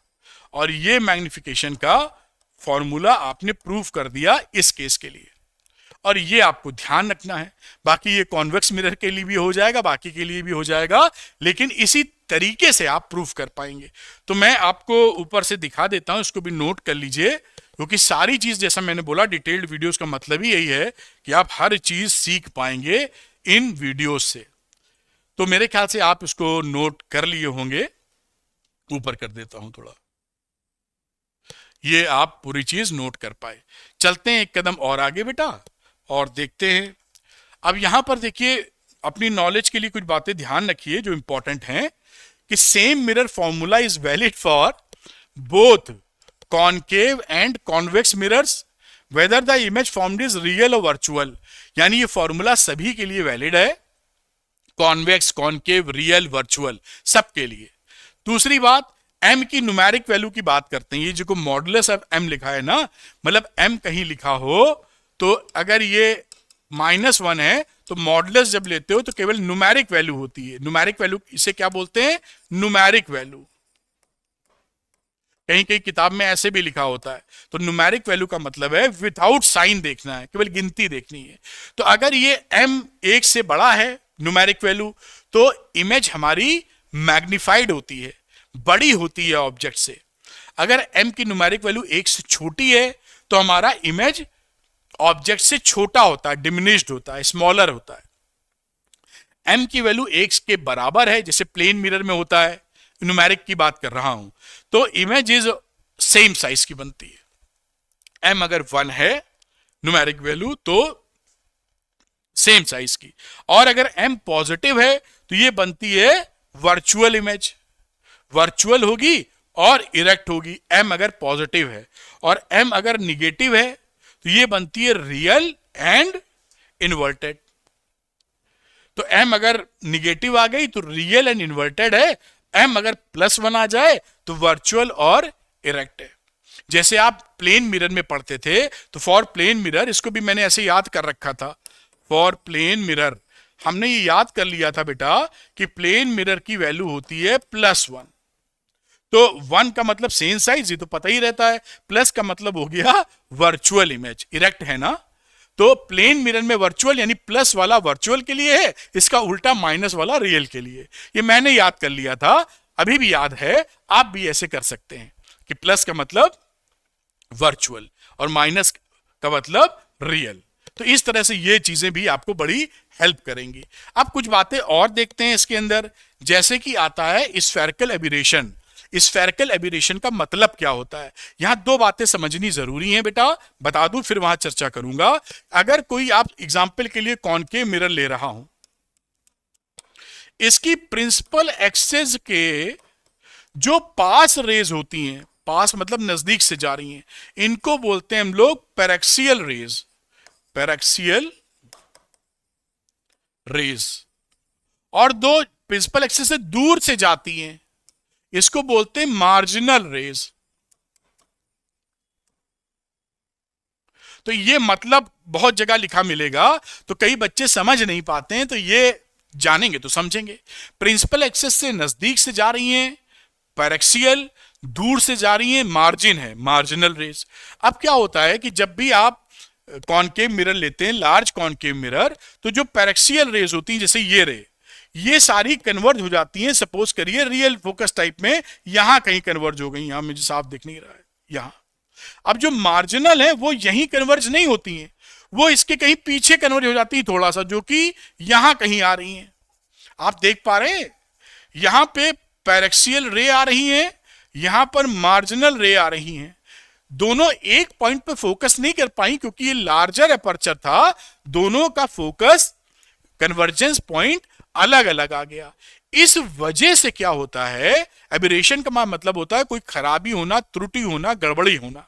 तो एबिरेशन जो लिखा हुआ है इसका मतलब है स्फेरिकल एबिरेशन, यानी इसमें कोई गड़बड़ हो गई है, त्रुटि हो गई, खराबी हो गई। तो खराबी क्या हुई है कि किसी भी इमेज का आप किसी भी ऑब्जेक्ट का इमेज बना रहे होंगे तो ये फैल के बनेगा, धुंधला बनेगा, शार्प नहीं बनेगा, क्योंकि उसकी दो दो जगह इमेज फॉर्मेशन हो रहा है। आपने देखा होगा कभी कभी, आजकल के टीवी में तो नहीं होता है, कम होता है, पहले टीवी में बहुत होता था कि धुंधली इमेज आने लगे। तो वो धुंधली का मतलब इंग्लिश में बोलेंगे फिजिक्स में blurring of image, this result in blurred image. यानी अगर स्फेरिकल एबिरेशन होगा तो इससे हम क्या झेलेंगे, हम ये झेलेंगे कि ब्लरिंग ऑफ इमेज मिल जाएगी, साफ दिखेगी नहीं हमको। स्फेरिकल एबिरेशन क्या है? स्फेरिकल एबिरेशन यही है, देखिए, the inability of A spherical mirror. ये स्फेरिकल मिरर की इनएबिलिटी है कि पैरेक्सियल और मार्जिनल रेज को एक पॉइंट पर फोकस नहीं कर पाता। Of large aperture to bring all the rays of wide beam of light falling on it to focus at a single point is called spherical aberration। समझ में आ गई होगी उम्मीद करता हूं बात। तो ये इनएबिलिटी है लार्ज अपर्चर की मिरर्स की कि वो एक पॉइंट पर फोकस नहीं कर पाएंगे। मार्जिनल और पैरेक्सियल रेज अलग अलग फोकस होंगी, जिसकी वजह से आपको इमेज ब्लरिंग ऑफ इमेज दिखाई पड़ेगी, साफ नहीं दिखाई पड़ेगी। अब इस स्फेरिकल एबिरेशन को दूर कैसे किया जाता है? भाई कोई दिक्कत आ गई तो कोई जुगाड़ बनाते उसको दूर कर सके। देखिए, by using spherical mirrors of small aperture. भाई मिरर जो है वो बड़ा अपर्चर का ले ही ना, बड़ा क्यों ले रहे हो, छोटा ले लो, तो आपको मिलेगा नहीं, क्योंकि फिर जो मार्जिनल रेज हैं वो बहुत दूर हो ही नहीं पाएंगी। लार्ज अपर में तो दूरी बढ़ जाती है। एक जुगाड़ ये है, by using stopper at to cut off marginal rays. मतलब ये क्या कह रहे हैं कि बड़ा अपर्चर है तो इसको तो हम अलाउ कर देंगे पैरेक्सियल को, और यहां हम स्टॉपर लगा देंगे, रुकावट, जिससे मार्जिनल रेज टकरा के पहुंचे ही ना। These are known as stoppers. तो हमने उसको रोक ही दिया, तो जो इमेज बनेगी वो एक ही जगह बनेगी और साफ दिखेगी। इंटेंसिटी कम हो जाएगी क्योंकि लाइट कम पहुंच रही है वहां पर, है ना, रेस कम पहुंच रही है, तो इंटेंसिटी चमक में कमी आ सकती है लेकिन दिखेगी साफ। अच्छा भाई, बाय यूजिंग पैराबोलिक मिरर्स, और इसका एक शानदार जुगाड़ है जो सबसे अच्छा है, जहां पर इंटेंसिटी भी कम ना हो, चमके भी और साफ भी दिखाई पड़े, शार्प भी हो, उसके लिए पैराबोलिक मिरर्स यूज करते हैं। ये देखिए पैराबोलिक टाइप का रहता है। यहां पर जब हम मार्जिनल रेस को भेजते हैं या पैरेक्सियल रेस को भेजते हैं तो सब की सब जाकर एक ही पॉइंट पर कन्वर्ज कर जाती हैं।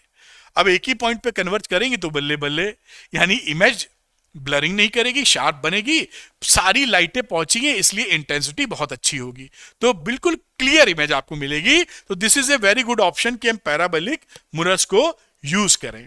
तो as shown in the figure, बाकी बात मैंने आपको बता दिया, स्फेरिकल एबेरेशन काफी कम हो जाता है। क्या परफेक्टली खत्म हो जाता है ये कह पाना थोड़ा मुश्किल है, लेकिन स्फेरिकल एबेरेशन की जो बीमारी है वो काफी दूर हो जाती है। आगे की बात करते हैं बेटा, जैसे कि यूजेस ऑफ कॉनकेव मिरर्स, ये भी आप जानते हैं लेकिन मैं इसको भी बताऊंगा आपको। यूज में कॉनकेव मिरर होता है जैसे शेविंग और मेकअप मिरर के यूज में, क्योंकि यहां पर कॉनकेव मिरर क्या करता है, अगर आप उसके पास आके देखेंगे तो बड़ी इमेज बनाता है, इरेक्ट बनाता है। जब आप पोल और फोकस के बीच ले आते हैं ऑब्जेक्ट को, तो इस तरह से आप शेविंग कर सकते हैं जहां भी छोटी छोटी जैसा भी करना चाहें। फिर दूसरी बात, डॉक्टर्स लोग हेड मिरर के लिए यूज करते हैं, जैसे हेड मिरर इनका है, ये ईएनटी वाले डॉक्टर होते हैं, ईयर नोज थ्रोट, जो कान देखते हैं, गला देखते हैं और नाक देखते हैं, तो वहां पर यहां पर लाइट डालते हैं, इसी से एक लैंप भी लगा सकते हैं। ये देखिए लाइट डाल रहे हैं, इसी छेद से ये रिफ्लेक्शन होता है तो सफाई से दिखाई पड़ता है। तो यहां पर कॉनकेव मिरर का इस्तेमाल होता है। और कुछ डॉक्टर्स जैसे बताया कि वो एक मिरर होता है, बीच में छेद जैसे पीछे देखा था, लैंप रख लेते हैं तो लैंप की रोशनी मिरर पे पड़ती है और वो फोकस कर देते हैं एक जगह कॉनकेव मिरर को, और उस छेद से देख लेते हैं कान के अंदर या नाक के अंदर, जिससे क्लैरिटी से दिखाई पड़ जाता है, आसानी से साफ तरीके से। तो वो आंखों में ये किसके लिए है, ये आंखों के लिए है, जिसको ऑप्थेल्मोस्कोप के नाम से जाना जाता है। आंखों में कभी आंखें टेस्ट कराई हो तो आपको आंख में दवा डालते हैं जिससे पिपल डायलेट हो जाए, और उसके बाद वो घुसेड़ के देखते हैं आंख में आपके कि रेटिना वगैरह दुरुस्त है कि नहीं। मेरी तो आंखें चेक होती रहती हैं हर साल 1.5 साल पे, क्योंकि चश्मा लगा हुआ है। आप में से भी हो सकता है आजकल पढ़ते के चक्कर में और किसी चक्कर में आपको मोबाइल ज्यादा यूज करने की वजह से भी चश्मे जल्दी लग जाते हैं। जो ये वीडियो बच्चे देख रहे होंगे 17-18 साल के, उनमें से भी कईयों का चश्मा लगा होगा। आपको चश्मा लगा है कि नहीं बताइए जरा, बहुतों को लगा रहता है। तो कह रहे एनीवे, तो दूसरी बात, concave mirrors are used as a reflectors in headlights. जो कार की हेडलाइट्स होती है वहां पर भी हम इसको यूज करते हैं, जहां बीम ऑफ लाइट देनी है वहां कॉनकेव मिरर यूज किया जाता। बीम, अगर कहीं से बीम देनी है, जो हम सर्च ऑपरेशन कर रहे हैं, तो वहां पे कॉनकेव मिरर इस्तेमाल किया जाएगा। जहां पर बीम नहीं देनी, रोशनी फैलानी है, वहां कॉन्वेक्स मिरर यूज किया जाएगा। जैसे कि स्ट्रीट लैंप्स होते हैं, वहां कॉन्वेक्स मिरर लगता है, क्योंकि लाइट को बीम नहीं करना है, फैला देना है कि भाई हम निकले तो दिख जाए गाय भैंस आ रही है, कुत्ता बिल्ली आ रहा, कोई आदमी आ रहा है, लेकिन एकदम सर्च नहीं करनी है आपको। और जहां सर्चिंग होगी वहां बीम की जरूरत पड़ेगी, कॉनकेव मिरर का इस्तेमाल आप करेंगे, क्योंकि ये पैरेलल इंटेंस बीम ऑफर कर देता है। अब इसी के साथ देखते हैं यूज ऑफ कॉन्वेक्स मिरर्स, तो जो कार होती हैं उनके में जो रियर व्यू मिरर रहते हैं, साइड में निकले होते हैं ना, वहां पर जो पीछे देखते हैं कौन आ रहा है, उसमें कॉन्वेक्स मिरर यूज किए जाते हैं। कॉन्वेक्स मिरर प्लेन मिरर की अपेक्षा क्यों यूज किए जाते हैं? क्योंकि प्लेन मिरर में आपको सेम साइज का बंदा दिखता है और इसका स्मॉल फील्ड ऑफ व्यू होता है। देखिए देखिए, इतना ही देख पा रहे हैं पीछे। और इसमें क्योंकि कॉन्वेक्स मिरर में इमेज बनती छोटी, तो आपको ज्यादा चीज दिख जाएगी और लार्जर फील्ड व्यू मिलता है। देखिए इतना व्यू मिल रहा है पीछे का, पीछे का काफी एरिया यहाँ पे देखिए इतना है, यहाँ इतना ज्यादा है, तो यहाँ पर लार्ज फील्ड ऑफ व्यू मिल जाता है और आपको इरेक्ट इमेज मिलती है। छोटी मिलती तो काफी लोग को देख लेते हैं कि भाई कहां पर स्कूटर वाला है, ट्रेन वाला सड़कों पर ट्रेन कहां चलती है, वो स्कूटर है, बस है, या ट्रॉली वाले जो बड़े खतरनाक, ऑटो वाले बड़े खतरनाक तरीके से ड्राइव करते हैं, वो सब मसले आप यहां समझा सकते हैं। अब जो पैराबोलिक मिरर्स हैं उनका इस्तेमाल कहां कहां कैसे होता है उसका भी जिक्र कर लेते हैं। तो concave parabolic mirrors can be focus a wide parallel beams to a single point. और ये जो डिश एंटीना आप यूज करते हैं, टाटा स्काई लगाते हैं या डिश टीवी लगाते हैं, जो भी लगाते हैं, वो छतरी लगी होती है, वो कॉनकेव पैराबोलिक होती है। सैटेलाइट से बीम पड़ती है पैरेलल और सबको उसके आगे एक डिबिया लगी होती है, आपने देखा होगा, उस पर फोकस कर देती है। अगर उस डिब्बी और उस स्ट्रक्चर के बीच में आप कोई न्यूज़पेपर रख दें, हाथ लगा दें, तो सिग्नल आने बंद हो जाएंगे। ठीक है, तो ये समझ पाए होंगे, ये आपकी कहानी होगी कॉनकेव पैराबोलिक मिरर्स के लिए। और सर्च लाइट्स में देखिए, कार हेडलाइट्स में ये पैराबोलिक यूज करते हैं, स्ट्रॉन्ग बीमिंग हो जाए। फोकस पर बल्ब जला दिया और धड़ल्ले से उसने तगड़ा बीम किया। कार में तगड़ी बीम चाहिए आपको कि भाई कुत्ता भी निकले तो सट से आप देख लें। या तो हिंदुस्तान में बहुत सारे कुत्ते हैं जो चलते रहते हैं, इसकी कोई कमी नहीं, जितने इंसान हैं कहीं उतने ही कुत्ते भी ना हो, मालूम नहीं। तो they are used in astronomical telescope. ये एस्ट्रोनॉमिकल टेलीस्कोप में भी यूज किया जाता है of large aperture for overcoming spherical aberration. ऊपर से एस्ट्रोनॉमी में चांद तारे देख रहे हैं, पैराबोलिक मिरर्स नहीं यूज करेंगे तो ब्लरिंग ऑफ इमेज हो जाएगी। तो तारा वैसे ही जरा सा देख पा रहे हैं हम, वो भी ब्लर कर गया, तो फिर तो कुछ दिखेगा ही नहीं हमको, फिर तो गड़बड़ हो जाएगी। इसीलिए हमको पैराबोलिक मिरर यूज करते हैं कि वो स्टार या जो भी चीज का हम लोग स्टडी कर रहे हैं साफ तरीके से देख पावे। चलिए कुछ एनसीईआरटी के सवाल हैं, उनको भी निपट लेते हैं उनसे बड़े प्यार से। देखिए, तो पहला ये कह रहे हैं, बढ़िया सवाल है लेकिन, suppose that the lower half of the concave mirror reflecting surface in figure 9.6 is covered with an opaque medium, non-reflecting material. What effect will this have on the image of an object placed in front of the mirror? NCERT का example अच्छा है। क्या कह रहा है कि जो नीचे वाला पोर्शन है इसमें हम लोग कोई ओपेक मीडियम रख देते हैं। ओपेक का मतलब समझ लीजिए आपने कोई गत्ता लगा दिया, पेंट कर दिया इसको, तो पेंट कर दिया तो लाइट तो उसको पार नहीं करेगी, वहां से जाएगी नहीं। पहले जो इमेज बन रही थी, क्या अब ये इमेज बनेगी इसको पेंट करने के बाद, नॉन रिफ्लेक्टिंग मीडियम लगाने, ओपेक मीडियम लगाने के बाद? तो इसका आंसर है जी हां, इमेज पूरी बनेगी। तो इमेज जो है, image will form, full image will form. क्यों ऐसा होता है? क्योंकि आपको मैंने बताया था कि यहां से रे तो हम एक लेते हैं, लेकिन होती कितनी है? इनफाइनाइट, हर जगह से। तो यहां से भी इनफाइनाइट रे ऐसे ऐसे बहुत सारी निकलेंगी। कुछ आपने रोक भी ली तो बहुत सारी तो इस पे पड़ी जाएंगी ऊपर आधे पर। भाई एक ही डायरेक्शन में तो जा नहीं रही है, वो तो बहुत सारी डायरेक्शन में जा रही है। इसी तरीके से इसका जो बॉटम है, यहां से भी बहुत सारी रे जा रही हैं, तो जो रे इस पे पड़ रही है वो तो ब्लॉक हो गई, लेकिन इससे जाने वाली और रे तो है जो इस पे पड़ रही है, मान लो इधर जा रही है, उसका वो तो बना देगी इमेज यहां। तो आपने सारी रेज ब्लॉक नहीं की हैं, आपने नीचे वाली रेज ब्लॉक की हैं। और आपको जैसे मैंने बताया कि हर पॉइंट से जाने वाली रेज इनफाइनाइट होती हैं, हमने अपनी सुविधा के लिए एक रे दो रे पकड़ रखी है। तो इसका इमेज तो बन, क्योंकि इतने पार्ट से कोई ना कोई रे टकराएगी और वो इमेज बना देगी पीछे। इसी तरह नीचे वाले पार्ट से कोई ना कोई ऊपर से चली जाएगी, इमेज बना देगी। Full image will form. तो फिर होगा क्या? हां, इंटेंसिटी इमेज की डाउन हो जाएगी। जो चमक है। क्यों? क्योंकि पहले तो बहुत सारी लाइटें यहां पहुंच रही थी, इधर से भी। सपोज करें कि 100 रेस थी एग्जाम्पल के लिए, तो आपने 50 बंद कर दी, 50 रे ने फॉर्मेशन कर दिया, लेकिन पहुंचा तो 85 रे। अभी पहले जब ना पेंट किए होते तो 100 रे पहुंचती, तो 100 रे में चमक ज्यादा मिलती, हमको रोशनी ज्यादा मिलती। तो यहां पर intensity of image will decrease. और यहां पे क्योंकि आधा आपने बताया है, in this case it will be halved, आधी हो जाएगी इस केस में, क्योंकि आधा मिरर आपने ब्लॉक कर मारा है, वरना इंटेंसिटी कम होगी, दैट इज पक्का। समझ पाए ना? इमेज फॉर्मेशन पूरा, मतलब पूरा अगर आप खड़े हैं तो आप दिखेंगे पूरा वहां, बस आपकी चमक में कमी आएगी क्योंकि नीचे आधा पेंट कर दिया गया है या ओपेक मीडियम लगा दिया गया है। आप समझ पाए होंगे। ये एग्जांपल नंबर 9.1 था, जो बड़ी सुंदरता के साथ हम लोगों ने कर लिया। अब अगला देखते हैं।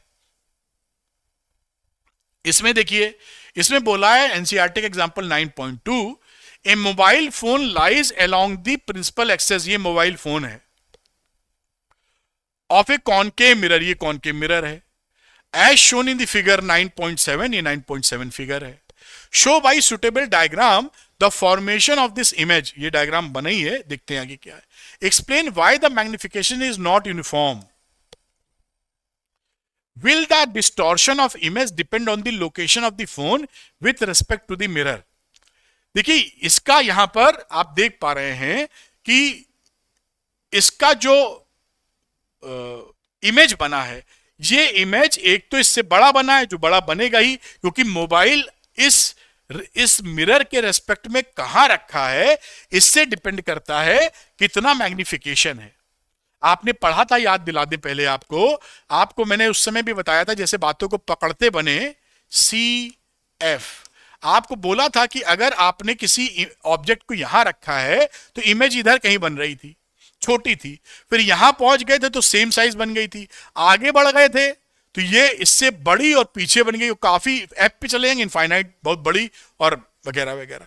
यानी इसके रिस्पेक्ट में जो लोकेशन आपकी ऑब्जेक्ट की है उससे इसका मैग्निफिकेशन फर्क हो जाता है। पास ले आएंगे तो बढ़ गया, दूर ले जाएंगे तो घट गया। तो यहां पर magnification will depend on the location of the object with respect to concave mirror. तो जो चीज इसके देखिए पास है, इस मिरर के देखिए पास पहुंचेंगे, फोकल लेंथ यहां है, पास पहुंची फोकल लेंथ से दूर लेकिन पास, तो इसका ज्यादा मैग्निफिकेशन हो गया। ये देखिए, जो चीज पास पहुंची वो ज्यादा मैग्नीफाइड, और जो दूर थी उसका कम मैग्निफिकेशन। ये अगर सी पॉइंट है तो सी पे तो सेम साइज बनता है, तो ये देखिए सेम साइज बन गया। लेकिन इसके बीच के जो पोर्शंस हैं, ये इन सबका मैग्निफिकेशन, इसका ज्यादा, इसका थोड़ा कम, इसका थोड़ा कम, इसका थोड़ा कम, इसका थोड़ा कम, और इसका सेम साइज। तो इस वजह से इस तरह का डिसऑर्डर्ड फिगर आ रहा है।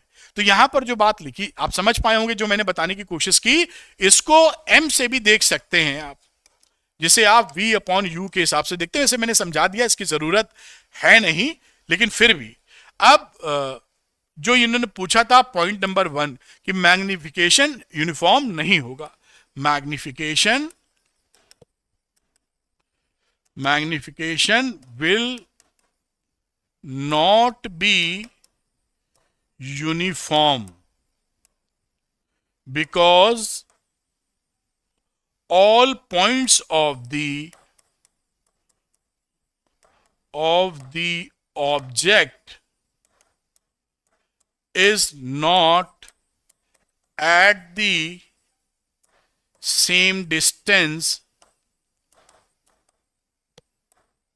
from mirror. So all points have different magnification. तो ये तो एक जवाब मिल गया। दूसरा एक जवाब और देना है हम लोग को, जो मैं किसी और कलर से देता हूं। दूसरा पॉइंट कि image distortion location of the phone पे with respect to mirror depend करेगा, तो इसका आंसर है yes. distortion of image depend on the location of the phone with respect to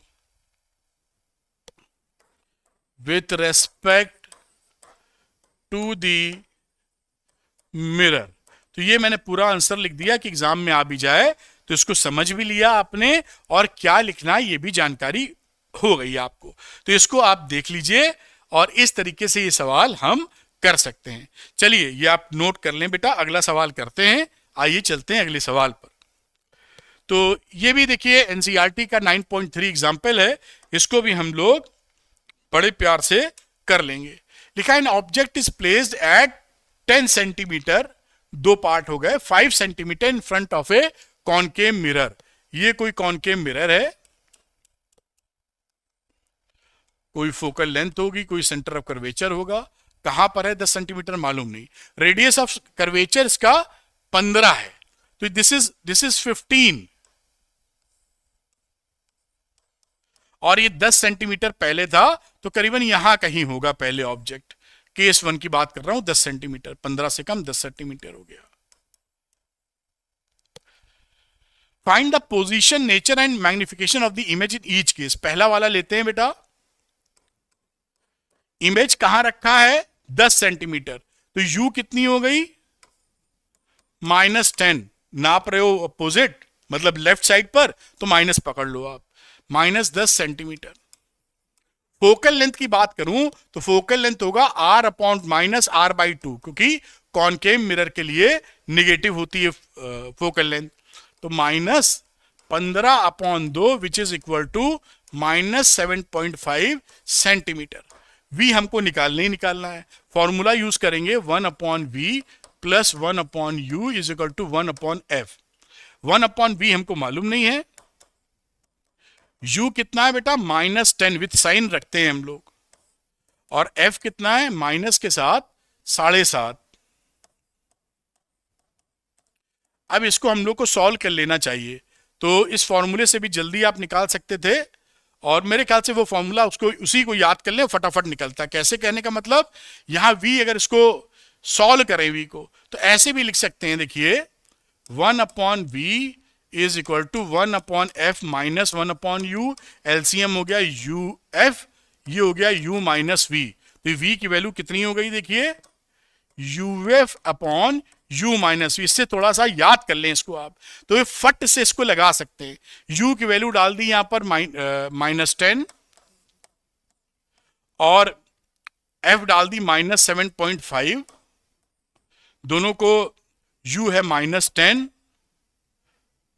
और f कितना है which is -7.5।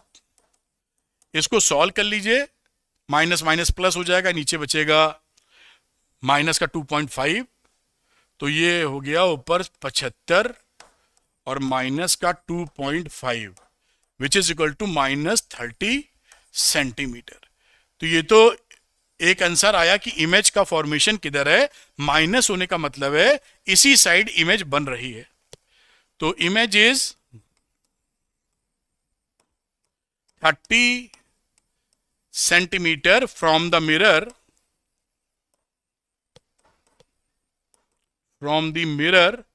on the same side of object, same side of the object। ठीक, magnification निकाल लो, तो m का formula क्या पढ़ा था -v/u, तो माइनस लिखा, v की वैल्यू है -30 विथ साइन रख रहे हैं, u रखा विथ साइन -10, तो ये वैल्यू कितनी हो गई -3। आपको सिखाया था माइनस होने का मतलब होता है रियल और 3 का मतलब मैग्नीफाइड। तो इससे जो जानकारी हमको मिली, क्या मिली कि इमेज इज मैग्नीफाइड, माइनस का मतलब रियल और रियल है तो इन्वर्टेड। ये पूरा आपका देखिए आंसर मिल गया। तो ये मैं किसी दूसरे कलर से हाईलाइट कर देता हूं जिससे आपको समझने का मौका मिल जाए। This is your answer for the first part. Second part के लिए भी हम लोग तुरंत कर लेंगे, बहुत आसानी से हो जाएगा। तो सेकंड पार्ट के लिए करते हैं, डायरेक्ट इस फॉर्मूले का यूज कर सकते हैं। v का u कितना है, -5 जैसा आपको दिख रहा है, दिस इज -5। f तो हमारा वही 7.5 था, नीचे -5 और -7.5, थोड़ा सा ऊपर कर लें, लिखने में दिक्कत आ रही है। अब इसको थोड़ा सा सॉल्व कर लीजिए, ये आ जाएगा, देखिए टोटल सॉल्व करने पर 15 + 15 सेंटीमीटर। अब इसका मतलब क्या है, इमेज इज फॉर्म्ड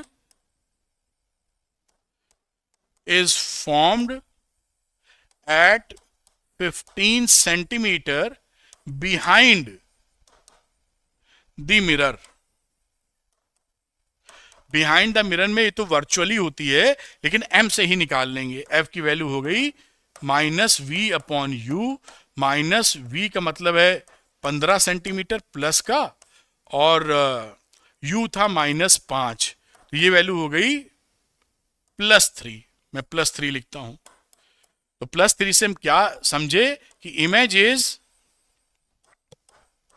मैग्निफाइड, क्योंकि 1 से बड़ा है, प्लस है इसका मतलब वर्चुअल है, वर्चुअल है, और वर्चुअल है तो इरेक्ट भी है, एंड इरेक्ट।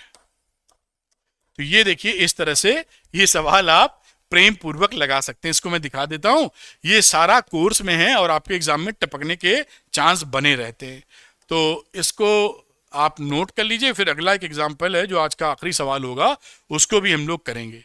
तो ये आप नोट कर पाए होंगे, ऐसी मुझे उम्मीद है। थोड़ा सा ऊपर करता हूं और यहां पर रोक देता हूं लाके, ये आप यहां पर नोट कर लीजिए। तो अगला सवाल करते हैं, एग्जाम्पल 9.4 इसका, जो कि आज का अंतिम सवाल होने वाला है, इंटरेस्टिंग भी है। तो इसको हम लोग देख लेते हैं। लिखा है, suppose while sitting in A parked car you notice A jogger approaching towards you. एक कार में आप बैठे हैं, बाजू में लगा हुआ है mirror, you in the side view mirror of r is equal to 2 meter. If the jogger is running at a speed of 5 meter per second, how fast the image of the jogger appeared to move? Image कितनी तेज move कर रही है?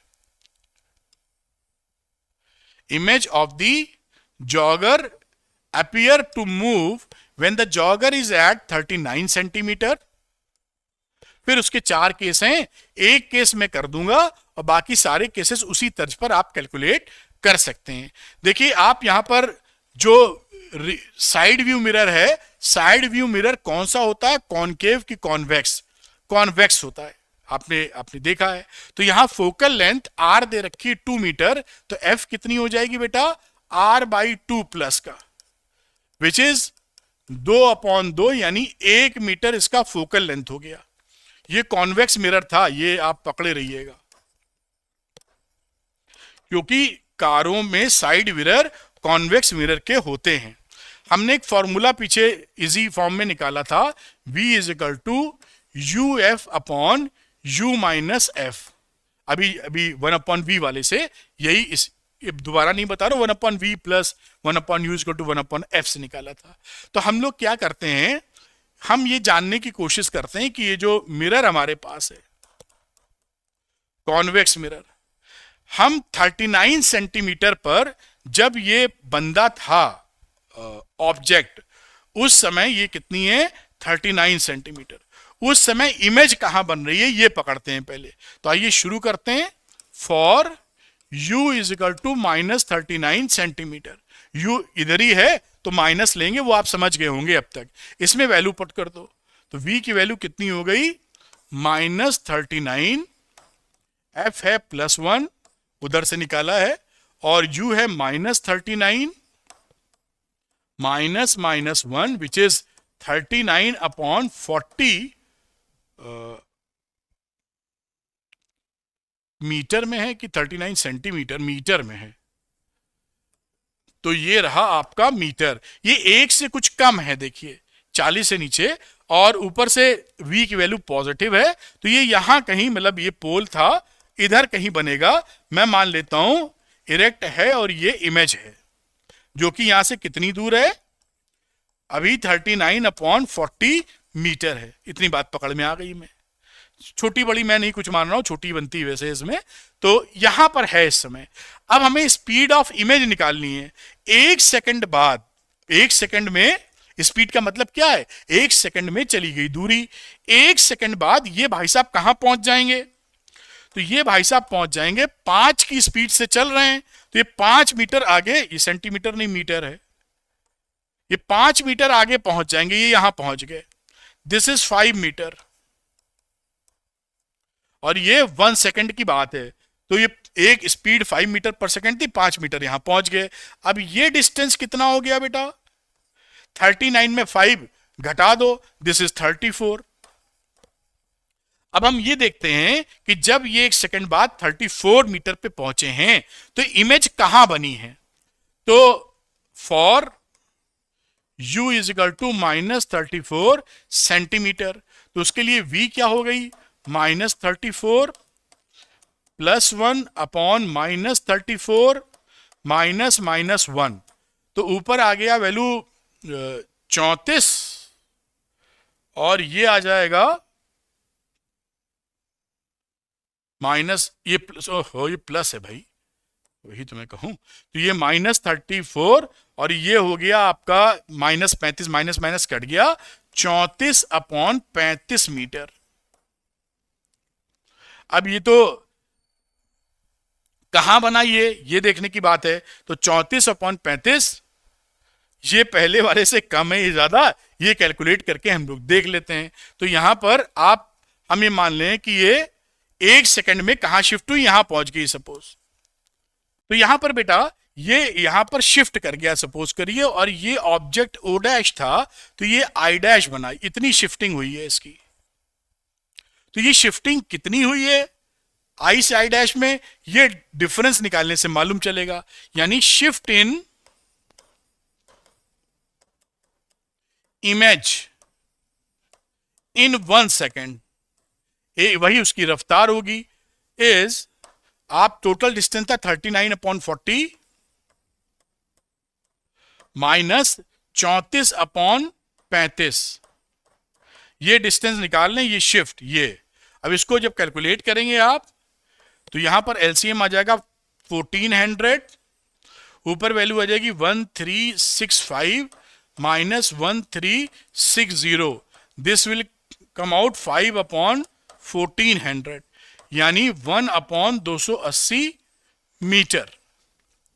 तो 1 second में इतने metre ये खिसका है। This is the speed of image. यही आपका पहले वाले का आंसर आ गया। तो आंसर क्या लिख सकते हैं, speed of image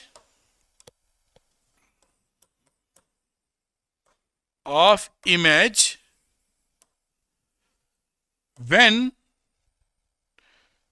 jogger at 39 centimetre, 39 था ना शुरू में, 39 metre from mirror, convex mirror. वो speed of jogger image, speed of image क्या रही, which is 1/280 metre per second. भाई 1 सेकंड में ये किसका, तो इसकी स्पीड क्या है, जब ये 39 से भागा है आगे, तो इस समय इसकी स्पीड कितनी है, 1/280 मीटर। इसीलिए, और ये तो हो गया पहले पार्ट का, इसी तरह पर कई और पार्ट बनाए गए हैं, और उन पार्ट का आंसर मैं लिख देता हूं, अलग अलग है ना। तो उनके लिए जो आंसर है, एक में आ जाएगी 1 आप निकाल के देखिए, 1/150 metre per second, 1/60 metre per second, और दूसरे की, तीसरे की जी, चौथे की 1/10 मीटर पर सेकेंड रेस्पेक्टिवली। उम्मीद है ये बात आप समझ पा रहे होंगे। और यू बाकी के लिए शायद -29 था इसके लिए यू,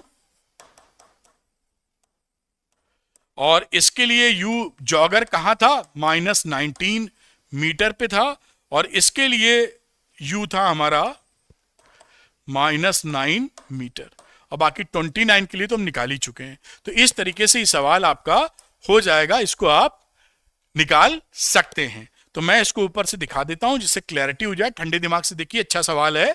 अगर ये बोर्ड में आता है तो थोड़ा सा ध्यान पूर्वक करना होगा, कई बच्चे गलत कर सकते हैं जो इसको नहीं लगाए होंगे। तो ये आप नोट कर पाए होंगे। मैं 2-4 सेकंड रुकता हूं, फिर मैं इसको थोड़ा सा ऊपर ले जाता हूं बेटा, और ये आप पूरी चीज देख पाए। यहां पर इसको आप नोट कर सकते हैं। मेरे ख्याल से आपने नोट कर लिया होगा। तो अगर आप ये चाहते हैं बेटा कि फिजिक्स सरल भाषा में समझ में आए, कॉन्सेप्ट बिल्डअप हो जाए और लेक्चर देखने के बाद न्यूमेरिकल निकलने लगे, तो झट से अरविंद एकेडमी चैनल को सब्सक्राइब कर लीजिए फॉर टॉप क्वालिटी कंटेंट। आसान भाषा में फिजिक्स मुझसे सीखिए। अगर ये वीडियो आपको पसंद आया है तो लाइक और शेयर कीजिएगा, अरविंद एकेडमी चैनल को सब्सक्राइब कीजिए, और इसका पीडीएफ लेने के लिए आप अरविंद एकेडमी टेलीग्राम चैनल को ज्वाइन कर सकते हैं। उसका लिंक डिस्क्रिप्शन में दिया है। Thank you very much, wish you all the best.